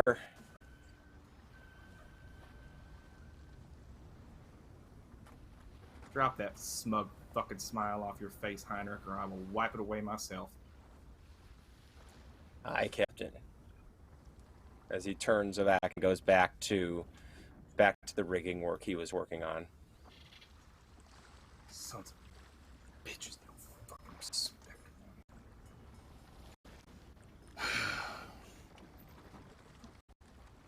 Kit's gonna go find Bren. Bren's easy enough to find. Bren's most likely... Yeah, Bren, where would he find you? He'd find me doing the one thing that he hates the most. Yeah, he's up on the deck going, and we roll all night, and we roll all day. Spend my money on Sally Brown. Kit comes and sits down and just plops his saber down with a clank on the deck next to him. Kind of sits, spreads his legs, kind of leans forward.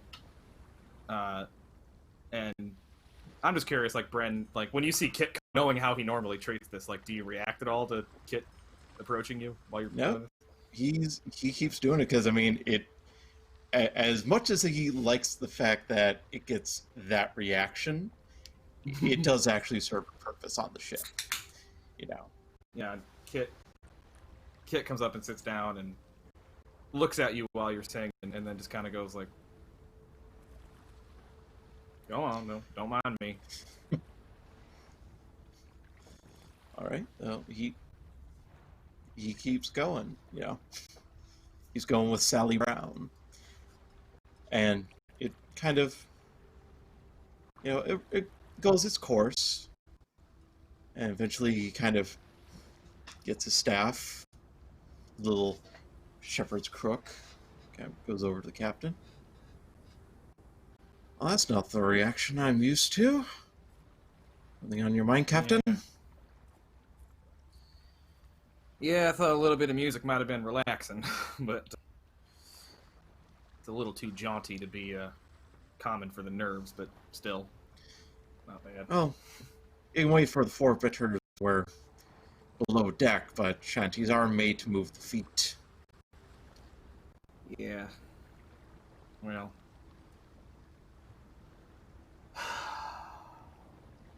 You heard anything from the crew, Bren? Heinrich was just giving me shit, and I'm worried that the rest of them are a little discontented.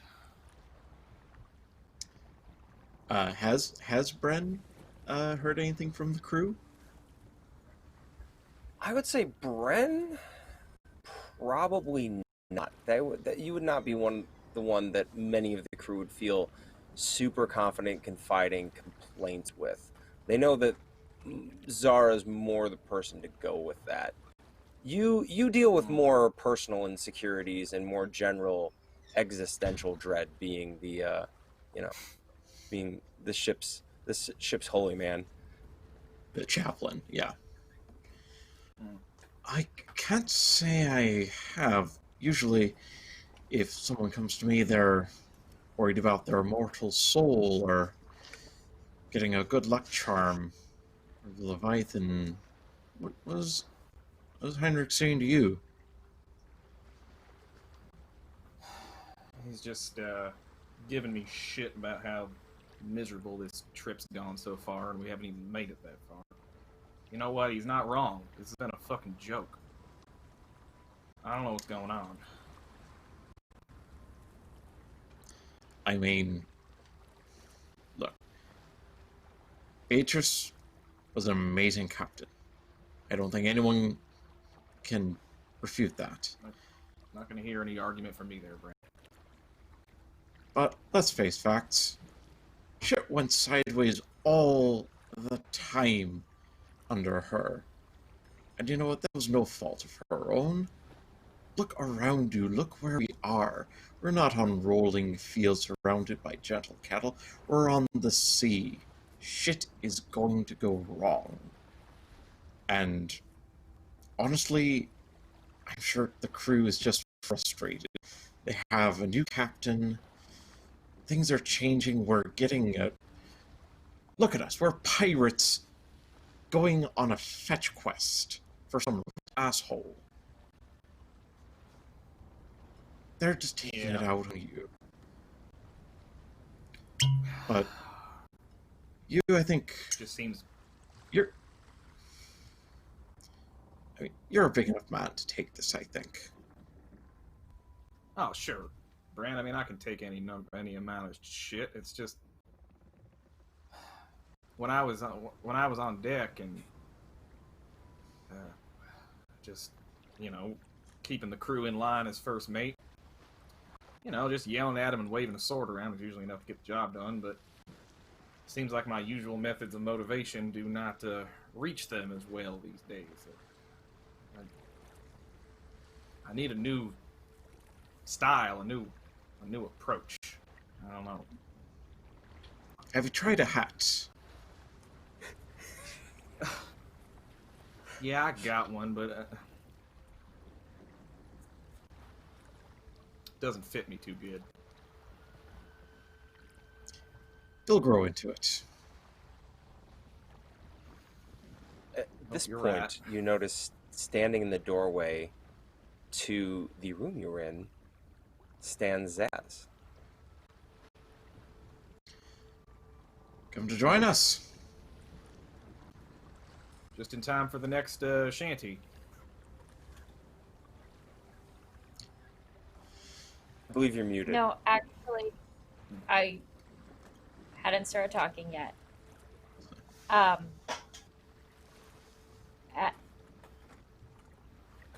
I was hoping to talk to Kit when he was available, but I don't want to interfere with your discussion with Bren. So I'll just go wait down by. Hold on. Oh, no. Hold on, Bren. No, they're gone Yeah. already. Oh.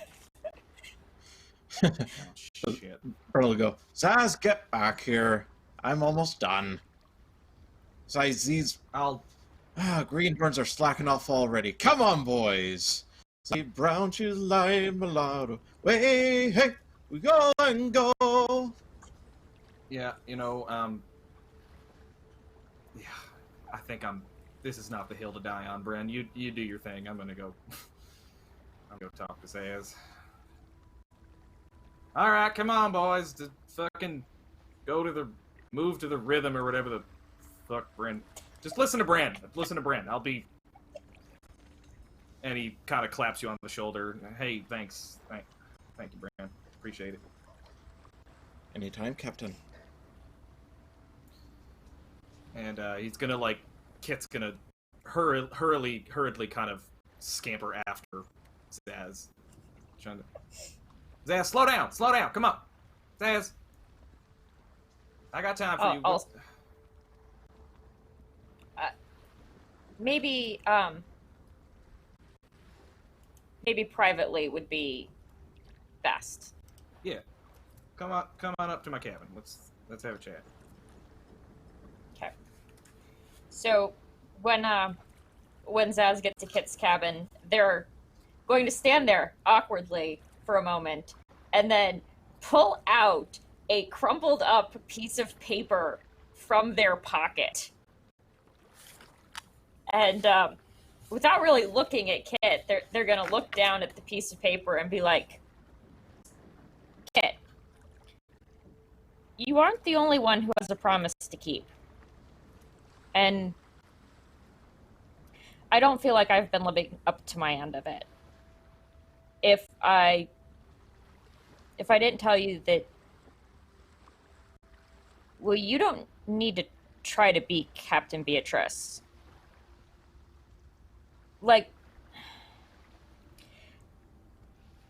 I know she used to run things in a military order, but the Wilde doesn't need that to function. That's just what worked for her. And Zaz is gonna look up. I guess what I'm trying to say is you need to stop beating yourself up for not being Captain Beatrice. You need to figure out what it means to be Captain Calloway. Because that's the captain we have right now. And that's the captain we need right now.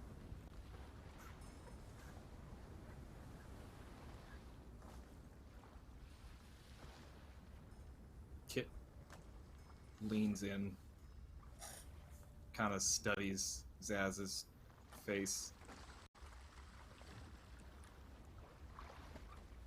That took a lot of fucking guts, Zaz.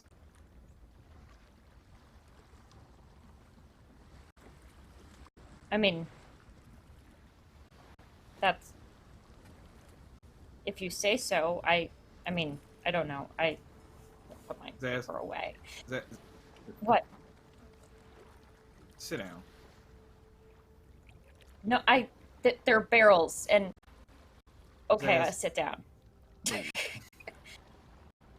And Kit reaches under the desk, and you, under Beatrice's old desk, and you feel he's kind of like reaching for something, reaches all the way back. I think I left it right. Ah, yeah, there it is. Pulls out a little bottle of rum that was like stuck up under the desk. Reaches into a drawer, pulls out 2 small glasses, pours one for Zaz, pours one for himself. Now, Zaz is gonna lick First the of wrong all- ball. all right. First of all, thank you, and to your health. And kind of offers, come on. Absolutely, totally drinks it. Good. Yeah, kept that, I've had that bottle stuck up under there since the last time we were on this fucking island.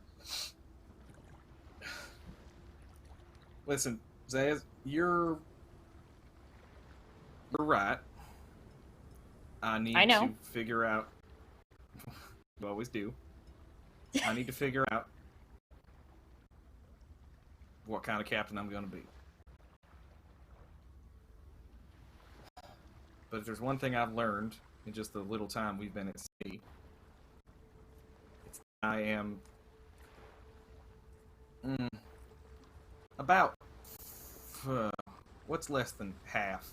40%? About 40%, yeah. About 40% of a competent captain. The other 60s. I guess that... Well, we always knew I was about 50% of a competent first mate. But Now hold on just I a think goddamn that really minute. depends on... I think your estimate really depends on how you define a competent captain. I have seen a lot of captains who are less competent than you, and their ships run just fine. Well, I can't pilot for shit. I've never been much of a navigator. I can barely add 2 + 2 and get 5. And best thing I could ever None of those possibly are actually things that you need to be able to do. We can do those. I could barely give an order and get these people to fucking listen to me. It was easy when I was down there on the deck, just kicking them right in the ass and knocking them all about, busting heads if I needed to. But it's different now that I'm, I guess, in charge. I don't know why they don't treat me like they used to. I would love to have that authority back, but it's going to take some time. Think I can do it. I want to believe I can do it, but I sure as fuck can't do it alone. And as I'm never going to be the captain Beatrice was. And when I say that, I don't mean I'm trying to be her. I'm not. I never could be. I wouldn't even fucking try. But this ain't my deal.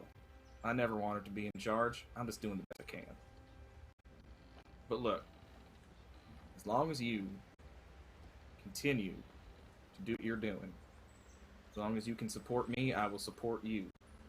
And I promise you I will do my level fucking best to be Captain Calloway. Just not there yet. I think you're more there than you know. But I think you're the one who has to see it. And you actually did pretty good during that storm. Yelling at the crew, running downstairs, and working the bilge pump. I mean, you definitely should have put me in charge when you went downstairs, but you were stressed, so I think I'll forgive you for that one. Everybody gets one But mulligan. that was good. That was Captain Calloway, and that's okay. I'm gonna go now, because I think I need to put Hendrix on the shitty shifts for a while. So I need to make sure that gets changed before those get posted. I'm gonna get up and leave. And go Hey, put Hendrix on the shitty shift for a while. Zaz, What? hey, before you go, Yeah. I just got something I wanted to give to you. And he reaches into the desk, opens up a drawer, and pulls out this big, long stiletto dagger. Very, very finely crafted stiletto dagger with a kind of like pearloid handle. Beatrice gave me this years ago. It was about, maybe 6 months after I came on, after she picked me up. But it was a hell of a gift then. Pretty expensive. And I don't really need it anymore. I prefer to fight with my saber nowadays. It's really just sort of a letter opener for me, but it's still sharp and you can still run a man through with it. Besides, she gave it to me as a gift when she made me first mate. Seems appropriate I give it to you now.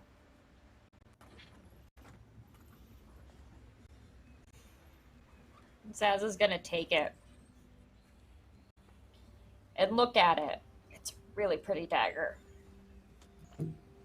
Then they're gonna put it back on the desk and say, you know what?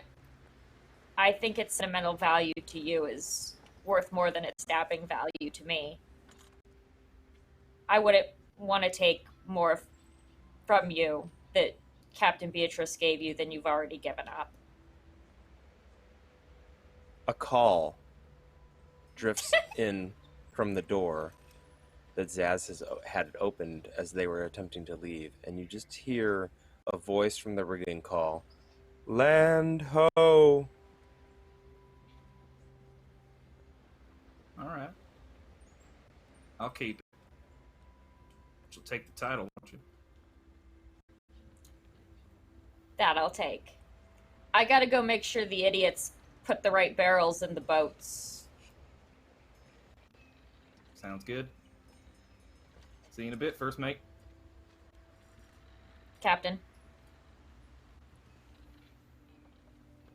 On deck before the Wilde is a large island covered in jungle. There's this central mountain, and climbing up it all the way to the peak is verdant green plant life. You can see some birds flying above the treetops. There is a sandy beach that ends very abruptly into dense jungle. There's a nice calm bay the Wilde has nicely slipped into. Anchor is weighed. Well, no, anchor is dropped. Boats are loaded, and it's time to go ashore. The beach is lovely. If it were a little bit larger, it would almost be a decent place to stay. But Zaz, you know where the water is on this island. It's about an hour inland. Not a great deal of distance, but the jungle is so dense that it makes travel very difficult. So I'm assuming at this point that all of you have tasks to fill on a land party at this moment. But you are organizing to head into the jungle. So Captain Kit, you are organizing your crew to head into a possibly dangerous jungle. Oh, and we just Captain Happy Face with a donation. Thank you very much. I missed what the... Oh, crits for Kit and Zaz. Thank you very much. In honor of our bonding, we give them crits. That's nice. So Kit, You are, Kit and Zaz, you are organizing to head into the jungle. Yeah.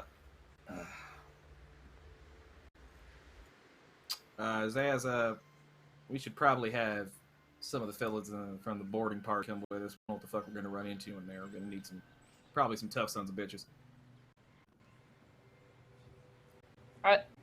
Is this an inhabited island? There aren't really inhabited. Well, okay, so there's no settlement on this island. This largely unsettled island. It is partially explored, but not thoroughly explored, as the jungle is quite dangerous. But you've been through this. All of you have been through this particular jungle before to fetch water. It is not a common stop. It's not a place that you want to stop, but it is an emergency. This cove in particular is used as an emergency stop for water semi-frequently by travelers. There is a bit of a path to the water, to the stream coming down from the mountain that you can follow, but it is dangerous. Well, they're not necessarily going to be. It's not inhabited, no permanent settlements, but folk do stop off here, and folk that are every bit as dangerous as us. And fuck knows what you're going to run into in the jungle there. We're going to need some people that can, strong arms that can bushwhack. Always probably good. I definitely think Nick Steed should probably come with us. He'll be able to carry barrels full of water. Maybe we want to divide the fighters half and half. I'd hate to bring them with us and then have someone come after the ship. No, I'm with you there. Yeah, that's a good idea. And hey, here's a crazy thought, Zaz. What'd you say we take that Vigo fella with us on shore? I don't want to let his ass out of my sight, first of all, and I mean, hell, if something were to tragically happen to him in the jungle, that would just be just awful, wouldn't it? First you let spectators on the ship, but now you want to bring them ashore? All right. I didn't exactly let him on, as we kind of got fucking strong-armed. I think you were there for that part. But yeah, let's bring him ashore. I mean, lots of poisonous creepy crawlies in there. Who the fuck knows what's going to happen to him? Well, we don't offer free rides, so he'll have to work for his keep just like everybody else. I think he can haul a barrel. Sure he can. He looks like he's got some nice, strong hands, doesn't he? He does. Definitely looks like a deckhand. Yep. Let's get some blisters on them rosy palms of his. So as you organize your crew, Alize, this is what you do. This is venturing into the jungle. This is how you started in this area. You stand on the verge of the path, ready to go in. Roll me a survival check, or roll me a survival test, I should say. This is going to be, we're going to say a minus 10% at challenging here. So whatever your target number is, drop it by 10%.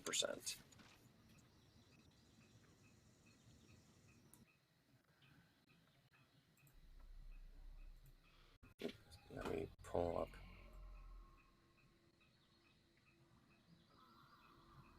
up. So what is your target number? What are you looking for? Well, my target number would be 89, but because you dropped it, it's 79. And you rolled a 10, so you easily make this. You can see that it looks like this path has not been used in some time. A ship hasn't stopped here, potentially in a few months, which means that the path is likely going to get overgrown and likely could be dangerous with plant life or other wildlife wandering on it. So you would opt for caution. All right, we gotta be careful. You never know what come out of jungle. Nobody been here for a bit. Please do not walk away from path. And do not walk away from the musket. Tell me twice. Mm-hmm. Don't make me think, you dangerous animal. I'll shoot you. I mean, I am. You know that about me. But I'll stay behind you. A very large, 7-foot tall crocodile with the aspect of a man, which you know to be Nixie, the other Atzland member of your crew, just kind of like intentionally shoulders between the two of you in a good-natured way, and just kind of grumbles a growl at you and nods towards the forest. Yeah, we're coming. Be patient now, Mixie.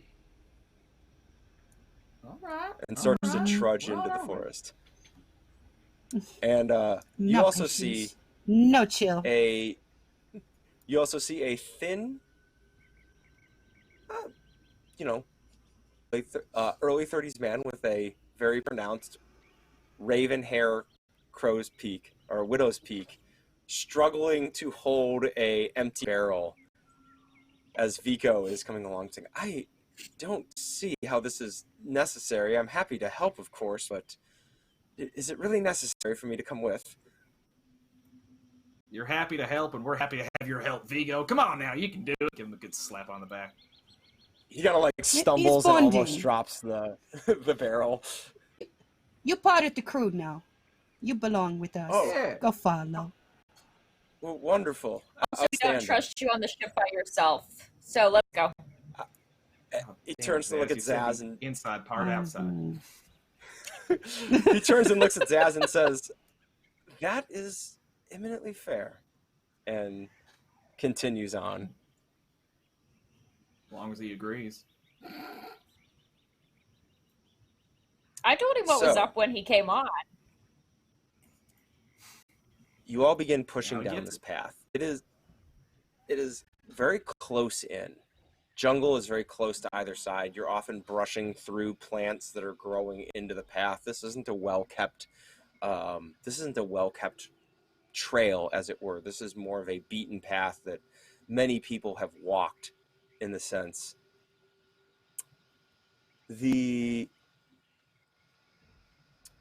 Oh, hello, Raiders. Welcome, Dead Aussie Gamer and your raiding party. As you move through, the path slowly begins to disappear. And Zaz, you find the stream after about an hour of walking and making your way through. But the jungle feels absolutely oppressive around all of you. I want everyone to make a resolve test at minus 10%. Or, yes, at minus 10%.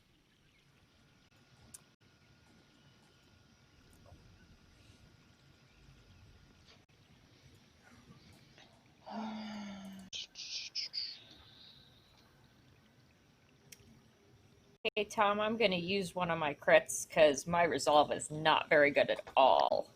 All right, so using a crit. Yep. Oop, Mamadara rolled a 95. I should have totally taken Just- a crit too. Vivi, you're taking a crit also? I already Now rolled. she's shaking her head like she meant Okay. to.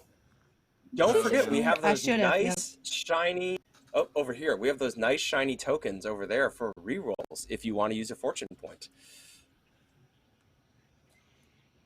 Yeah, but then I give you a bad one. This is very That's how it true. works. So, did I'll Zara re-roll and fail? Is that what happened? Okay, so Zara used Muted. a fortune point and failed. So let's get that updated, because yay, I have more things to play with now.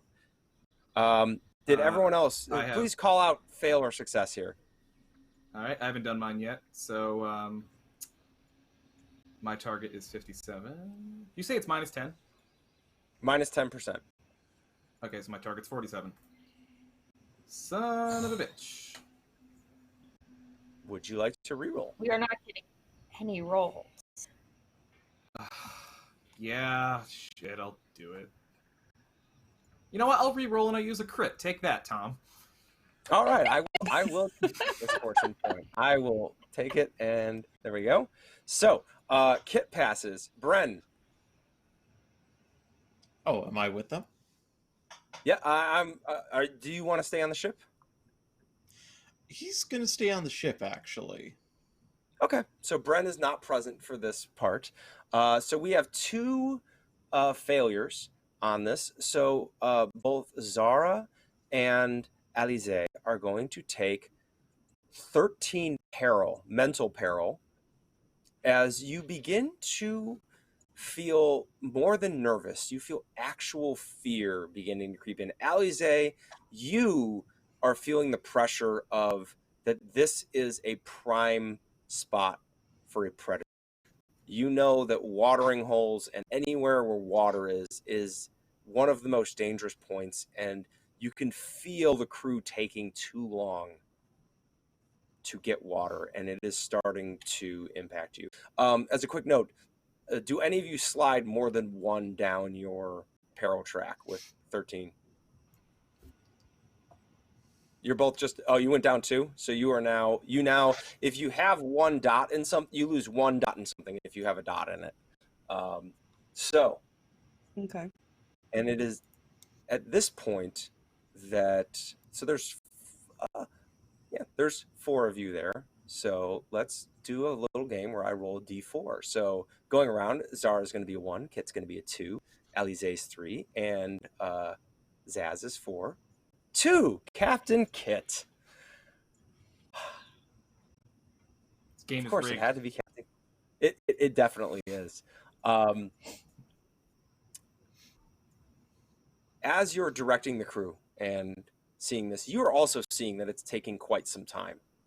The jungle brushes up very close to stream. In many cases, the water is hanging out over the stream and creating like a little bit of a canopy over it. And you begin moving about, and you brush up against a tree, a particularly viney tree. And you feel something catch on you. And you turn to look down, and you see the vine is actually growing incredibly quickly around your arm. And you feel a sudden yank as it clasps onto your arm and attempts to pull you into the jungle. I need you to roll an athletics test, and you are going to be flipping to fail on this.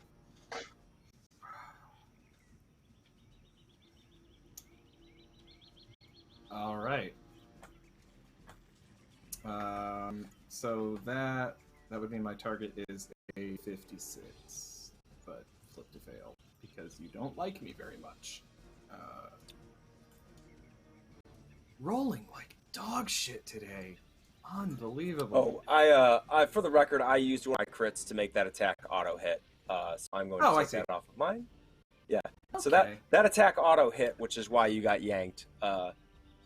So you are yanked into the forest as you all hear Kit call out. Kit, you are going to take. Oh, that's 7 damage. Does that do anything to you? That bruises my ego. Okay. So you're dragged along the ground, you're scraped a bit. You don't take any meaningful damage as you see a large plant that appears to be like opening something akin to almost like a Venus flytrap mouth as it pulls you towards it. Right on. And I'm going to need everyone we're going to roll initiative, where you roll a d10 and add your initiative value. All right. As you are now being attacked by... for initiative, no. Okay. In so many other ways, yes, but not for this. Get my advanced dice roller out here. All right. That is initiative.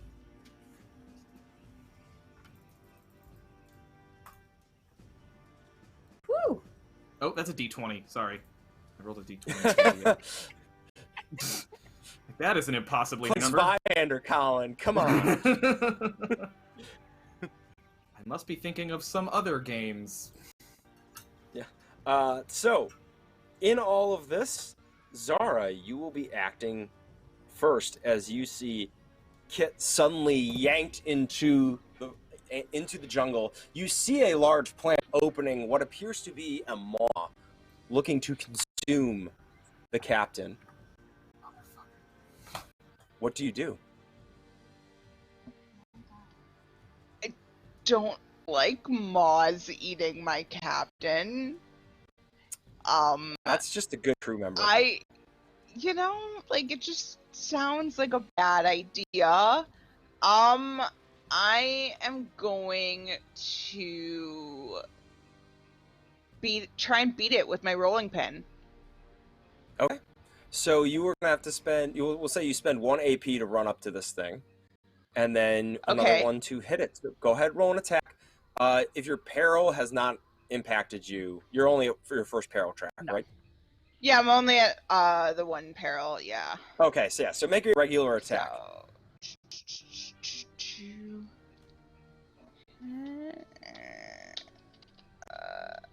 Trying to remember how to do this. 61. I don't think. No, that's not gonna do it. All right. So you run up and you try to swing your rolling pin, and it just gets tangled in all of these vines, as it seems like this creature or this plant is much more of the foliage around you than you realized.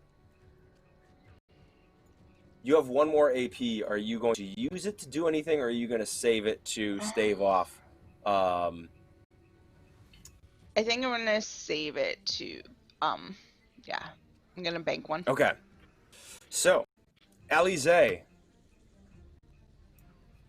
you have your super special powder. Yes. What would you Alize like to got do? a few shillings more, which means that her first action with a ranged weapon will always hit. But I want to take aim and make sure that I hit that right. Mm-hmm. And Which is an action point, right? Yes, take aim is an action point, and then if I remember correctly, take aim gives you an extra damage dice, right? Because of your. Yes, it adds 3 damage. Oh yeah. Okay. And so plus 10. It's for gruesome shot. Yeah. So you have gruesome shot, so you get plus 3 damage. So you auto hit on your first attack because of a few shillings more. So go ahead and roll me a d6 in roll 20. That is a 1, which gunpowder, you get to roll again and add it. No, you get to roll again and add it with gunpowder. Oh. Yeah. So that becomes 6 total, plus what is your combat bonus? My combat bonus is that the whole number? The CB number? It's the CB number, yeah. That's 7. 7 plus another 3, so you're going to do 16 damage to this. As and it says Kit is. Oh yeah, it's you add more damage in your next attack, right? Yeah. So as Kit is being yanked back, precision shots. Oh no! I am supposed to use a 1d6 fury die. You did. That's what that was the d6 that you rolled. Yep. Yes, you did. Good, because I'm like, what? Another one. Yes. So Zara charges in, gets tangled up in the vines. Kit is being pulled, and Alize unslings her musket, brings it up to sight, lets out a slow breath as you just pull back the hammer and squeeze the trigger, and the shot rings out, and a huge chunk of this animal comes, or this plant, I should say, comes off as you successfully drop it two tracks as a large part of the mouth releases, or just separates, jumps of its own accord off. The gunshot echoes through the jungle loudly. That is 2 AP. You cannot take another attack. Would you like to start loading your weapon again? Yes, please. And I have the arbalest speed, so if I make a successful coordination test, I don't have to spend it. So we can try roll me a that. coordination test. But I have to drop 1 dot, right? The 2 that I have in it, so it's only 1 dot because of the You only get peril 1 that dot I'm in. because of the fear. All right, so that is 55. I'm not seeing. Oh, there it is. Oh, Ah, there it is. yeah. A 9. I'll No, spend my does action not do point. it.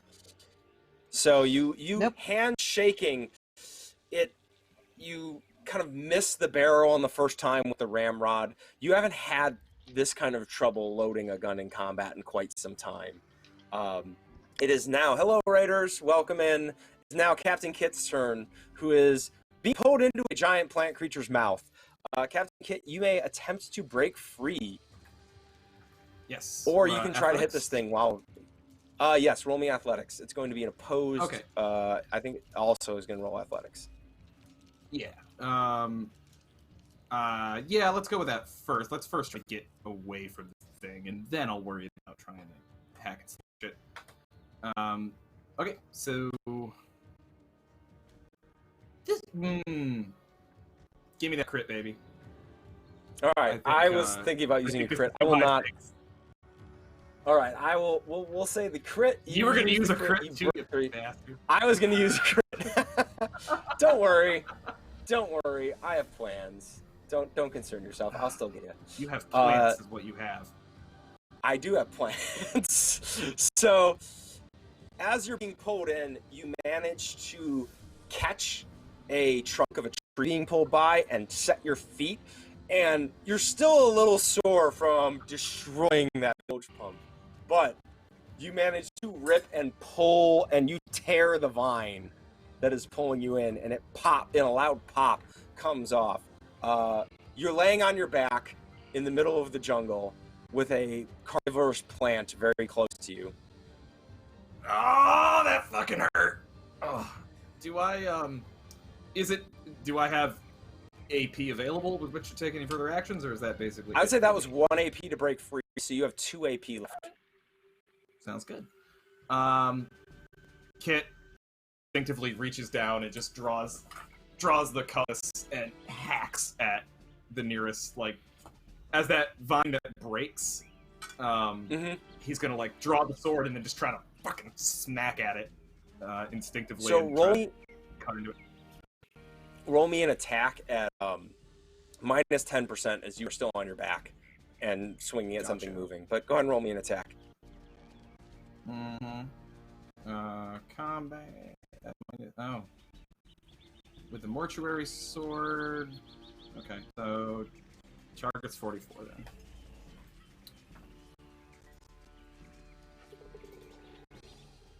Oh, you hit. You definitely hit with that 6. So, all right, roll damage. Alrighty. For that. So my yeah. All right.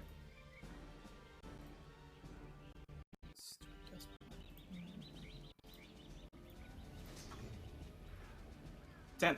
Oh, all right. So 10 damage. That is going to drop it another. As you take, and it seemed to be reaching out for you again with one of its larger vines, and you cut clean through it. And it actually seems to retreat a little bit from you as it starts pulling back in, as you've clearly hurt this thing quite badly now. Hello, more raiders. Welcome in. Kit just like keeps aggressively, just so pissed, just keeps hacking at this thing. You have 1 AP left. It takes 2 AP to stand up, but I'll say we can split those 2 AP across turns if you want. Yeah. Like get to 1 knee. Yeah, I'll do that. Okay. Take a knee. We'll say for that, you can act normally. You just can't move on 1 knee. So you get up to 1 knee. looking about, as it is now the plant creature's turn. The plant creature is going to reach out for another victim. It is going to grab Lady Zara, and I'm going to use one of my donated crits to make my players suffer. So as you are tangled in this, and you try to rip your rolling pin free as it gets curiously caught in the vines, and the vines again just seem to suddenly grow and encase your entire arm and squeeze, and they begin to pull you towards the maw. And I am going to roll for damage, but I have these wonderful misfortune tokens right here that I would feel terrible if I didn't use. So I'm going to use the first one to max out my damage. So we're going to say one damage dice is at a 6. So that's going to be 12 total damage. Yeah. That meets my second threshold. So you go down 1. Okay. It has to exceed a threshold, so you go down 1. So let me take away one of these lovely tokens. And you now drop down 1 as it uses its attack to go after you. And the gunshot from Alize is still echoing as on the other side of the stream, plants begin to ripple and move. And a almost humanoid figure seems to lurch out of it and seems to be constructed purely of plants and vines bound together as it reaches out. And I'm saying that Zaz, you are the closest one to this, as this creature reaches out for you. And it is going to attack you. You have an AP, so if you have all your AP because you have not gone yet. So if it hits, you may parry. It does hit at 26. It succeeded by 3 levels. So if you think you can beat 3 levels, take a parry by all means. I'll go ahead and try a parry. All right.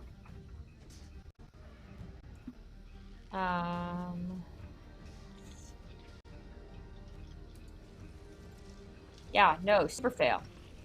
So. All right, so this does 2d6 damage. So 1, 2. Oh, well, that's not great. So that's 9 damage to Zaz as it comes across with vines covered in thorns, and they rip at you as its hand appears to be making claws out of thorny vines. And you now are beset by 2 sides.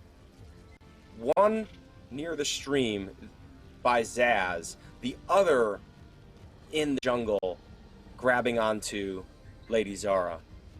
The rest of you in between, as Bren sits comfortably on the ship, keeping an eye on Kit the cat.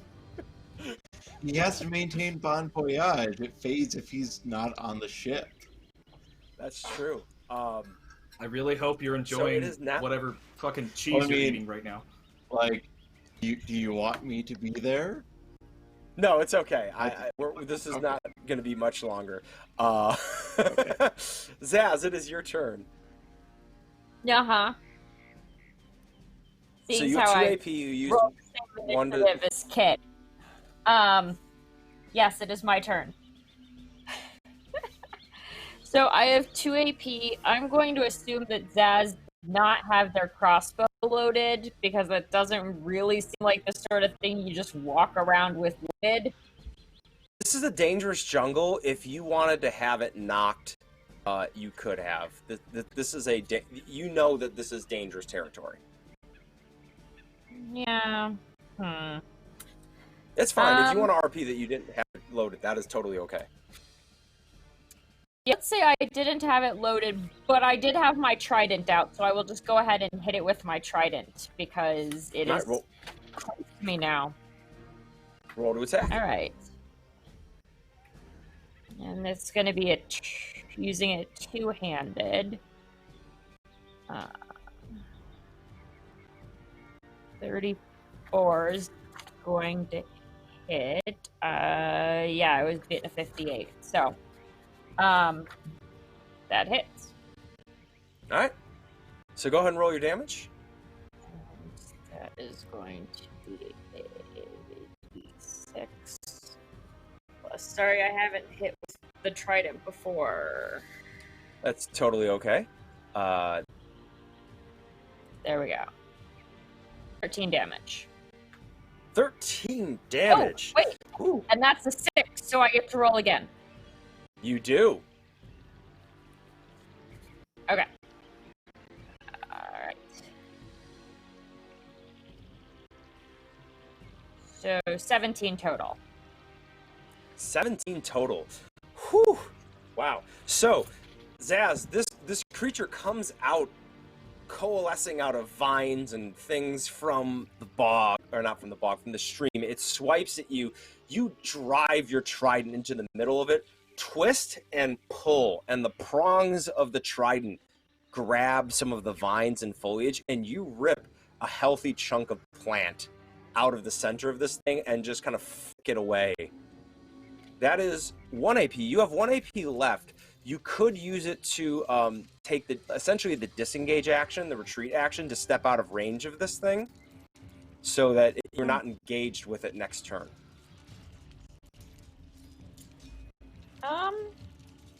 It doesn't appear to be actively holding a weapon or something if I was going to try to disarm it or such. No, it is not. Its hands are the weapons. It is the weapon. Well, that's melodramatic. Okay, then yeah, I'll take the disengage and step out of range with it. All right. Lady Zara. You do hear as really quickly, the force does seem to be coming alive. You see what appears to be Nixie tied up with a similar plant thing, as there appear to be at least 1 or 2 more of these plants that are attempting to grab crew members. You do notice that Vico seems to deftly spin out of the way of one of the vines as it lashes for him, as he drops the barrel that he was carrying and kind of like spins and gets behind a trunk, and it lashes the trunk and doesn't quite catch him. The jungle is coming alive. Lady Zara, you are entangled and grabbed by this creature that appears to be pulling you towards its mouth. How would I attempt You would to roll get an free athletics from check that? to try to break free of this thing. Or an athletics test. I'm gonna use one of them fancy crits to free myself, because I figured. am not a strong girl. Me and All my right, needle point so- aren't really good at the athletics. As you're being yanked forward, you grab so your arm is what's pulling you. You grab the top of your rolling pin and just twist it and manage to pull back, and it snaps the rather small vines that were starting to yank you towards it. It was still trying to grow a really good grip on you, and it had already cut off one of its major limbs. You have 2 AP left to act with, and you have clear line of sight on this thing. I am going to say screw this nonsense and pull out my ginormous hand cannon and take a shot, All right, roll an attack. because it's fun.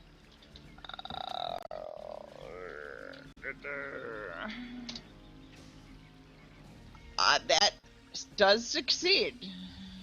All right, so go ahead and roll damage for that. Okay.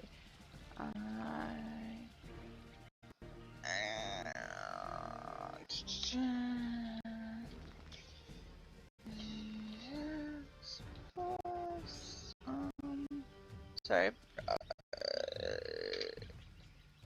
8 damage. That does- And then Okay.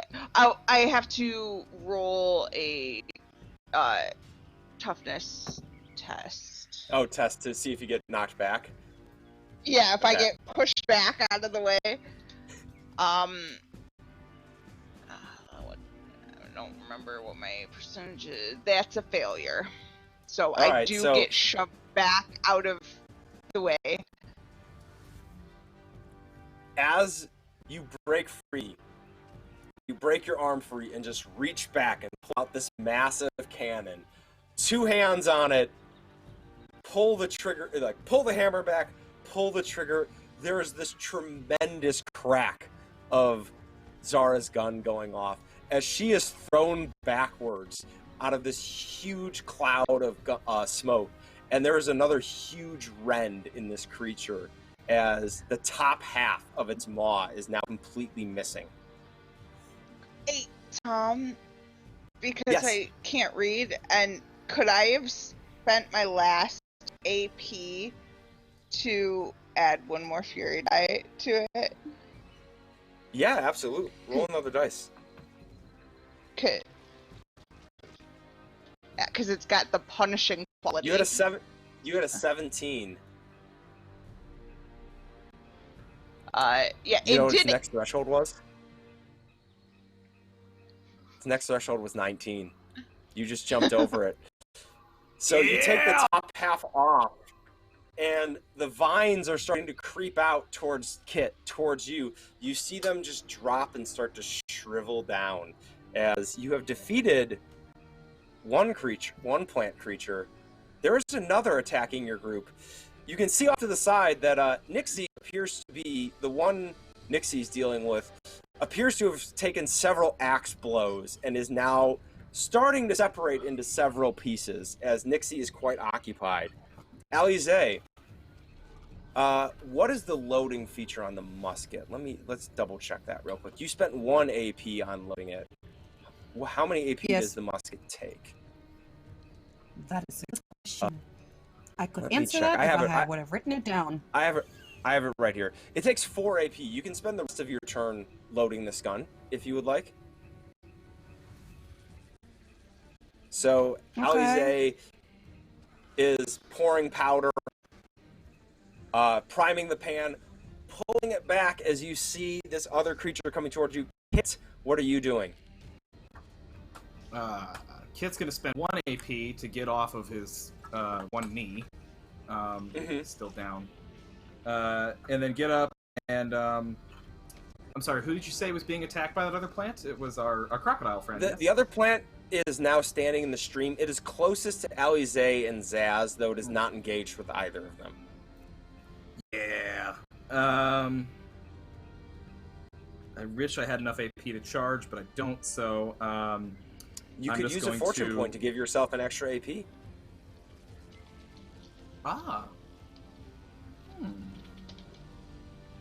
It's an intriguing offer you make there, Tom Grant. I'll take it. Alright. I'm going to charge and hack this thing with my mortuary sword. Alright. Charge away. All right, so the the charge will give me extra fury. An extra- So. Yep. All right. I mean, do you want to live forever? I know I don't. I'm gonna use my final crit. Alright. Final crit going into it. So go ahead and roll damage. All right, so also the mortuary sword has the vicious quality. Yes. So is that what that extra does now? Extra. Vicious, Fury die, or- it has to roll for extra. Vicious gives a extra chance for injury, though these plant animals can't actually suffer injuries. Well, that's fun. Well. So. With that, let's go +7. Okay. Does the extra d6 get tacked on now from the charge? Yes, it does. So go ahead and roll. Okay. Roll So 2d6, and if plus- one explodes. Oh yeah. Oh, 2 5s, but 17. 17 damage. So that exceeds its second threshold. This now Kit let out a bellow, charges down, and puts all of his substantial weight into the cut and takes the arm off of this creature as it falls, and the two pieces, the vines almost seem to reach towards each other as if they want to reconnect but can't quite get there. It is now the creature's turn. And I am going to use my crit to hit the captain. And as long as I have some misfortune points, I'm gonna dump 2 of those misfortune points into damage. Uh-oh. All right, so that's gonna be what are your thresholds look like there? Well, it's a great question, Tom. So first big number 8, second 18. What you got? Oh, okay. I got 22.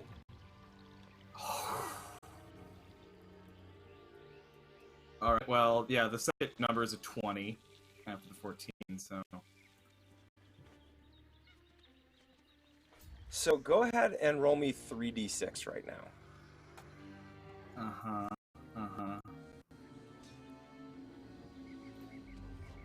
10. 10? Yep. No, did you roll any 6s? No. No. 6s? Okay. So this creature seems to fall on you and envelop you, and Kit, you suddenly become a mess of and abrasion. This thing starts crushing you and pulling you as you attempt to pull free, and you just managed to get away, but everything hurts. I was already sore, fuck you. Where's this leave me? Zaz? Damage what? Oh, you going down, if it beat your second threshold? Yeah. So you went down. I actually had you roll too many d6. I believe you are now seriously wounded. Yep. Motherfucker. Zaz, it is now your turn.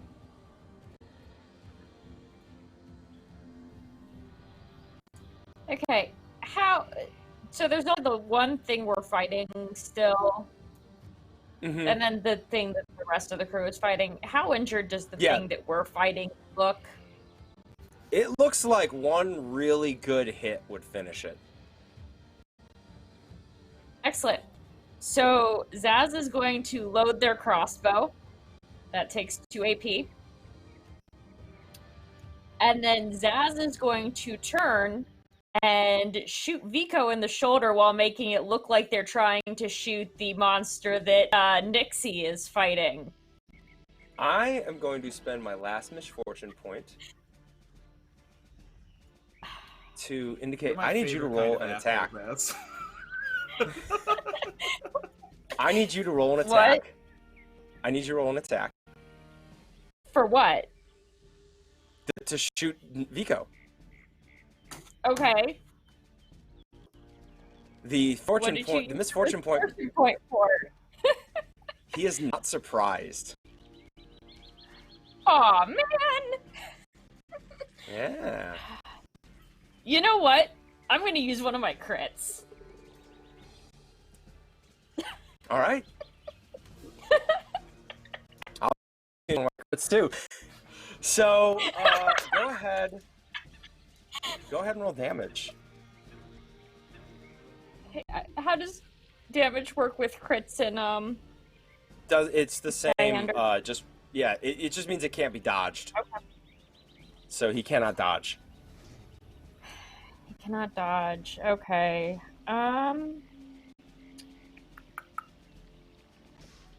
Let's see. So it's a D6. It's a 5 plus my crossbow. So it's 8. And I am going to... You know what? Smoke him if you got him. I'm going to use one of those little fortune point tokens to give myself another AP. I'm going to use that AP to use the punishing quality on my crossbow and roll another d6. All right, do that. Oh, that wasn't great. Okay. So that's 9 total. 9 total damage. Wait, As hold you... on. I think it might be 10. Because it was 5 and then, yeah, 7. 10 damage. Sorry. 10 damage. Math. So, are you shooting for like center of mass? Is this obvious, or are you like trying to angle it so it's gonna hit the other creature, sort of deal if it misses? No, like you could. I'm trying to like hit him. I'm trying to like hit him in the shoulder so it looks like I missed the other creature, and then just like hit him. So accidentally you fire, and he kind of like ducks down a little bit, and it goes past his arm, and you see a line of blood open up in his shirt as he just kind of like, he reacted far too quickly to that shot for him to be truly surprised by it, but you still hit him. Sorry. Oops. That's the end of my turn. Zara. I'm fucking dying over here, for God's sake. It was an accident. Zara, Allie will take care of it. Yeah, we'll take care of you, Captain, once we get back to the boat. And I am going to spend 2 AP to reload my cannon. All right. And take another shot at the plant. Fog beast.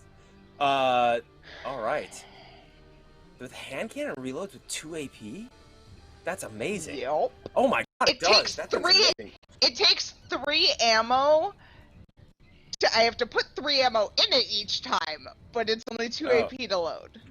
And it's only one-handed, which is why I picked it. It's the biggest weapon I could get with one hand. Alright, go ahead and roll your attack. That definitely succeeds.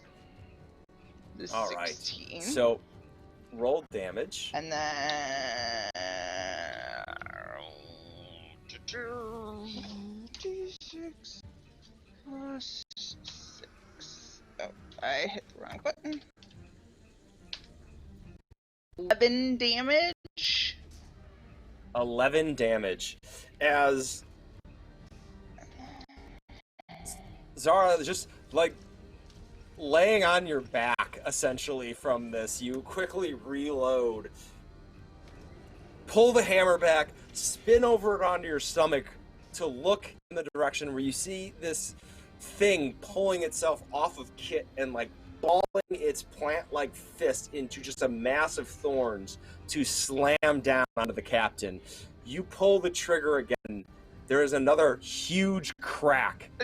Smoke sweeps over you, Kit. You can't see this creature that was standing over you, preparing to deal a death blow. And as it clears, you see its entire top half is just gone as it begins to sink down and collapse. And Zara is just covered in dirt as she gets pushed back even more while she is on the ground. Just and that straight covered. Is where we're going to end tonight. Oh, damn it. Kit injured on the ground in a smoke-filled stream on some small, terrible island. Thank you so much, everybody. That was a super fun session. That was super... As I should point out, Bren, just roll me a coordination test real quick. Can do. Yeah, I just want to end with whatever Bren's up to. Just like, Yeah. did he win his game of Parcheesi with the crew? 16. You managed to yank your tail back just in time as Kit the cat attempts to pounce on it. Good for you. He somehow has Anna, the lizard, just like, sick him. Sick 'em. As you see that You heard that Kit cat. clearly does not like Anna the lizard and is like arching back and backing away as Anna just kind of like slowly plods towards Kit, licking her eye. So now, combat is concluded. The session is over. We will pick up with your continued journey towards the island of Taurus and all the terrible things that await you there. So, cast check-ins and where we can find you all and all of that good. Let's start with our slightly injured captain, Colin. How are you doing? And where can we find you? Well, I'm slightly injured. Actually, I'm seriously injured, poor boy. Damn, that got rough, but sort of expected, honestly. Fun times, everybody. Fun times. God, this is by far the stupidest character that I play. I mean, I love the guy, love him to death, but God, he's so dumb. He's so dumb. Where can you find me? Well, hey, here, obviously, and then also, as far as Encounter Roleplay goes, you can find me Wednesday nights from 6 to 9 on Cult I Am Pilgrim. If anyone tuned in last time, it got even weirder as we visited, I don't know, did we actually make it there? We were on our way there to Nagoro, the Japanese village full of creepy dolls. Which also rigged, by the way. We put up a poll for the Chaos Chorus to decide where we were going to go, and one of the options was a village full of creepy dolls, and what the hell do you think they picked? Of course they picked a village full of creepy dolls. Kind of... Why wouldn't you? To be honest with you. Why the hell It wouldn't sounds you? dreadful. You shouldn't go there. I couldn't agree more, Laura. I really couldn't agree more, but that's where we went. Cadence got eaten by a fox. It all got weird. So check that out. I am GM'd by the absolutely masterful Mitch Pettyfurtail, who's just been haunting my dreams. I now look under my bed for him before I go to bed at night. And the exciting new thing is this Monday, August 17th at 8 p.m. on Kobold Press is a lesson in deep magic, which will be DM'd. This is going to be a 5e campaign using the new Kobold Press Deep Magic supplement. We say supplement, but it's really a freaking tome. It's huge. There's so much new content in that. Pick it up, by the way. It's wonderful. There's so much good stuff in there. And this is going to be DM'd by the inimitable Half Hours Tournament. Our own Leah is going to be running that, along with myself, playing with Savvy Seaworth, Noir Enigma, Dracu, and yeah, it's everyone. And it's gonna be awesome. That's going to run for 16 weeks. So check us out on Monday, 8 p.m. on Cold Press, and then every Monday thereafter until the Ember. We'll be doing that. So. I'm super looking forward to that. That is super exciting. And Cult, I need to catch up on Cult. That's my. I'm terrified. I'm legitimately terrified to finish watching that second episode. If you're freaked out by teeth stuff, it's going to be uncomfortable. I'm not, but I'm here for the horror. Oh, yeah. And check me out on Twitter, too, at Colonomicon below. That's all for me. All right. Let's head over to Laura. Laura, where can we find you? So I am nominally on Twitter as Laura Grant 7. Much more likely to find me lurking around on Discord as Laura G. And I am back on Instagram at Shiny Math Rocks, where I have again started working on dice. There's a work in progress set that pictures went up for yesterday that turned out to be a little bit inadvertently pirate-ish. Got some gold flakes and blue. Was not intending to be piratey, but it definitely is. So, and hopefully I'll get another picture of some new pretty flower work in progress dice up this weekend. Outstanding. Let's head over to Mama Zara. Chai, how are you doing after that game?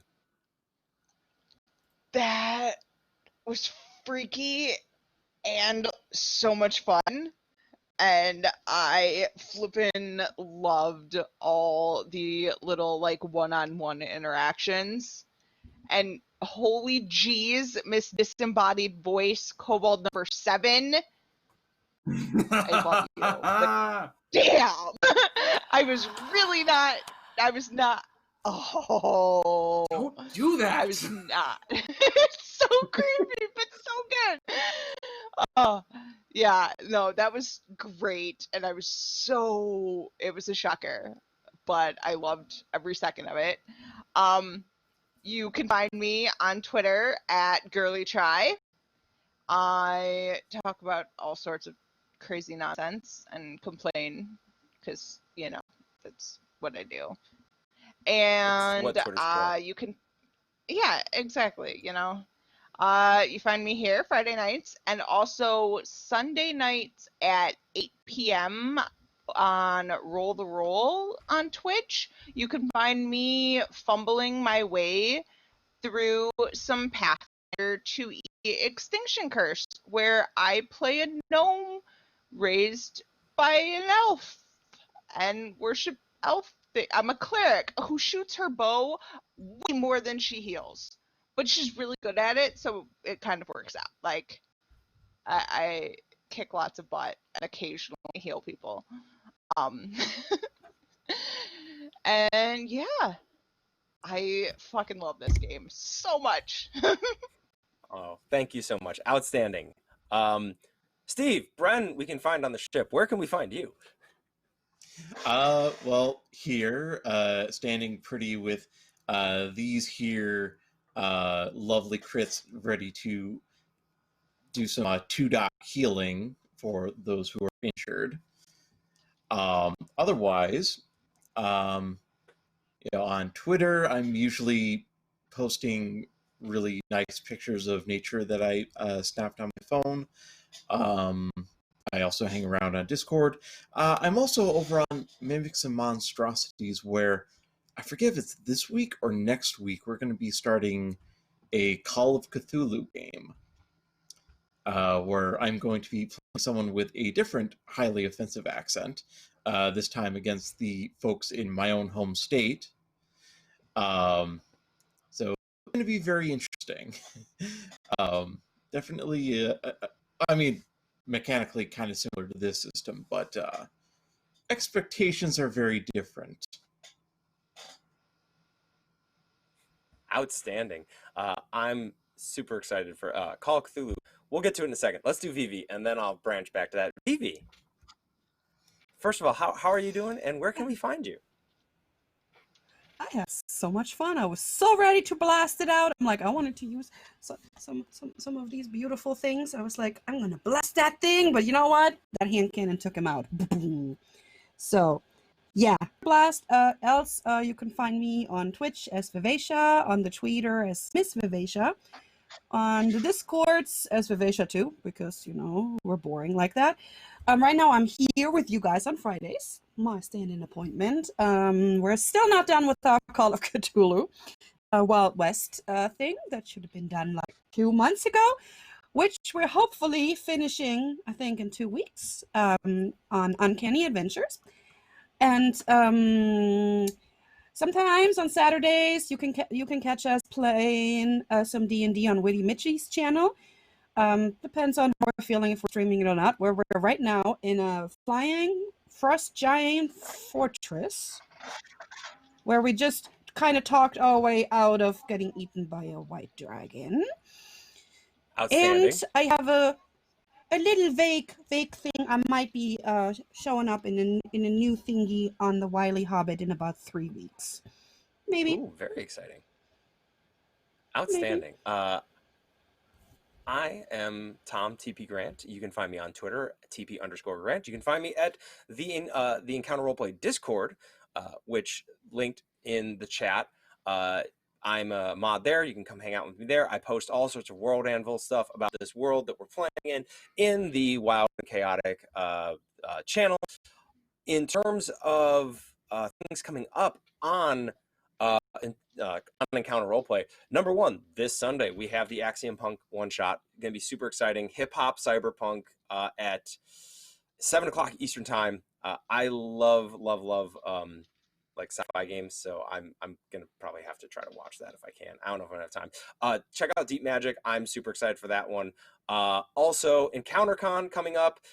We've mentioned Call of Cthulhu several times.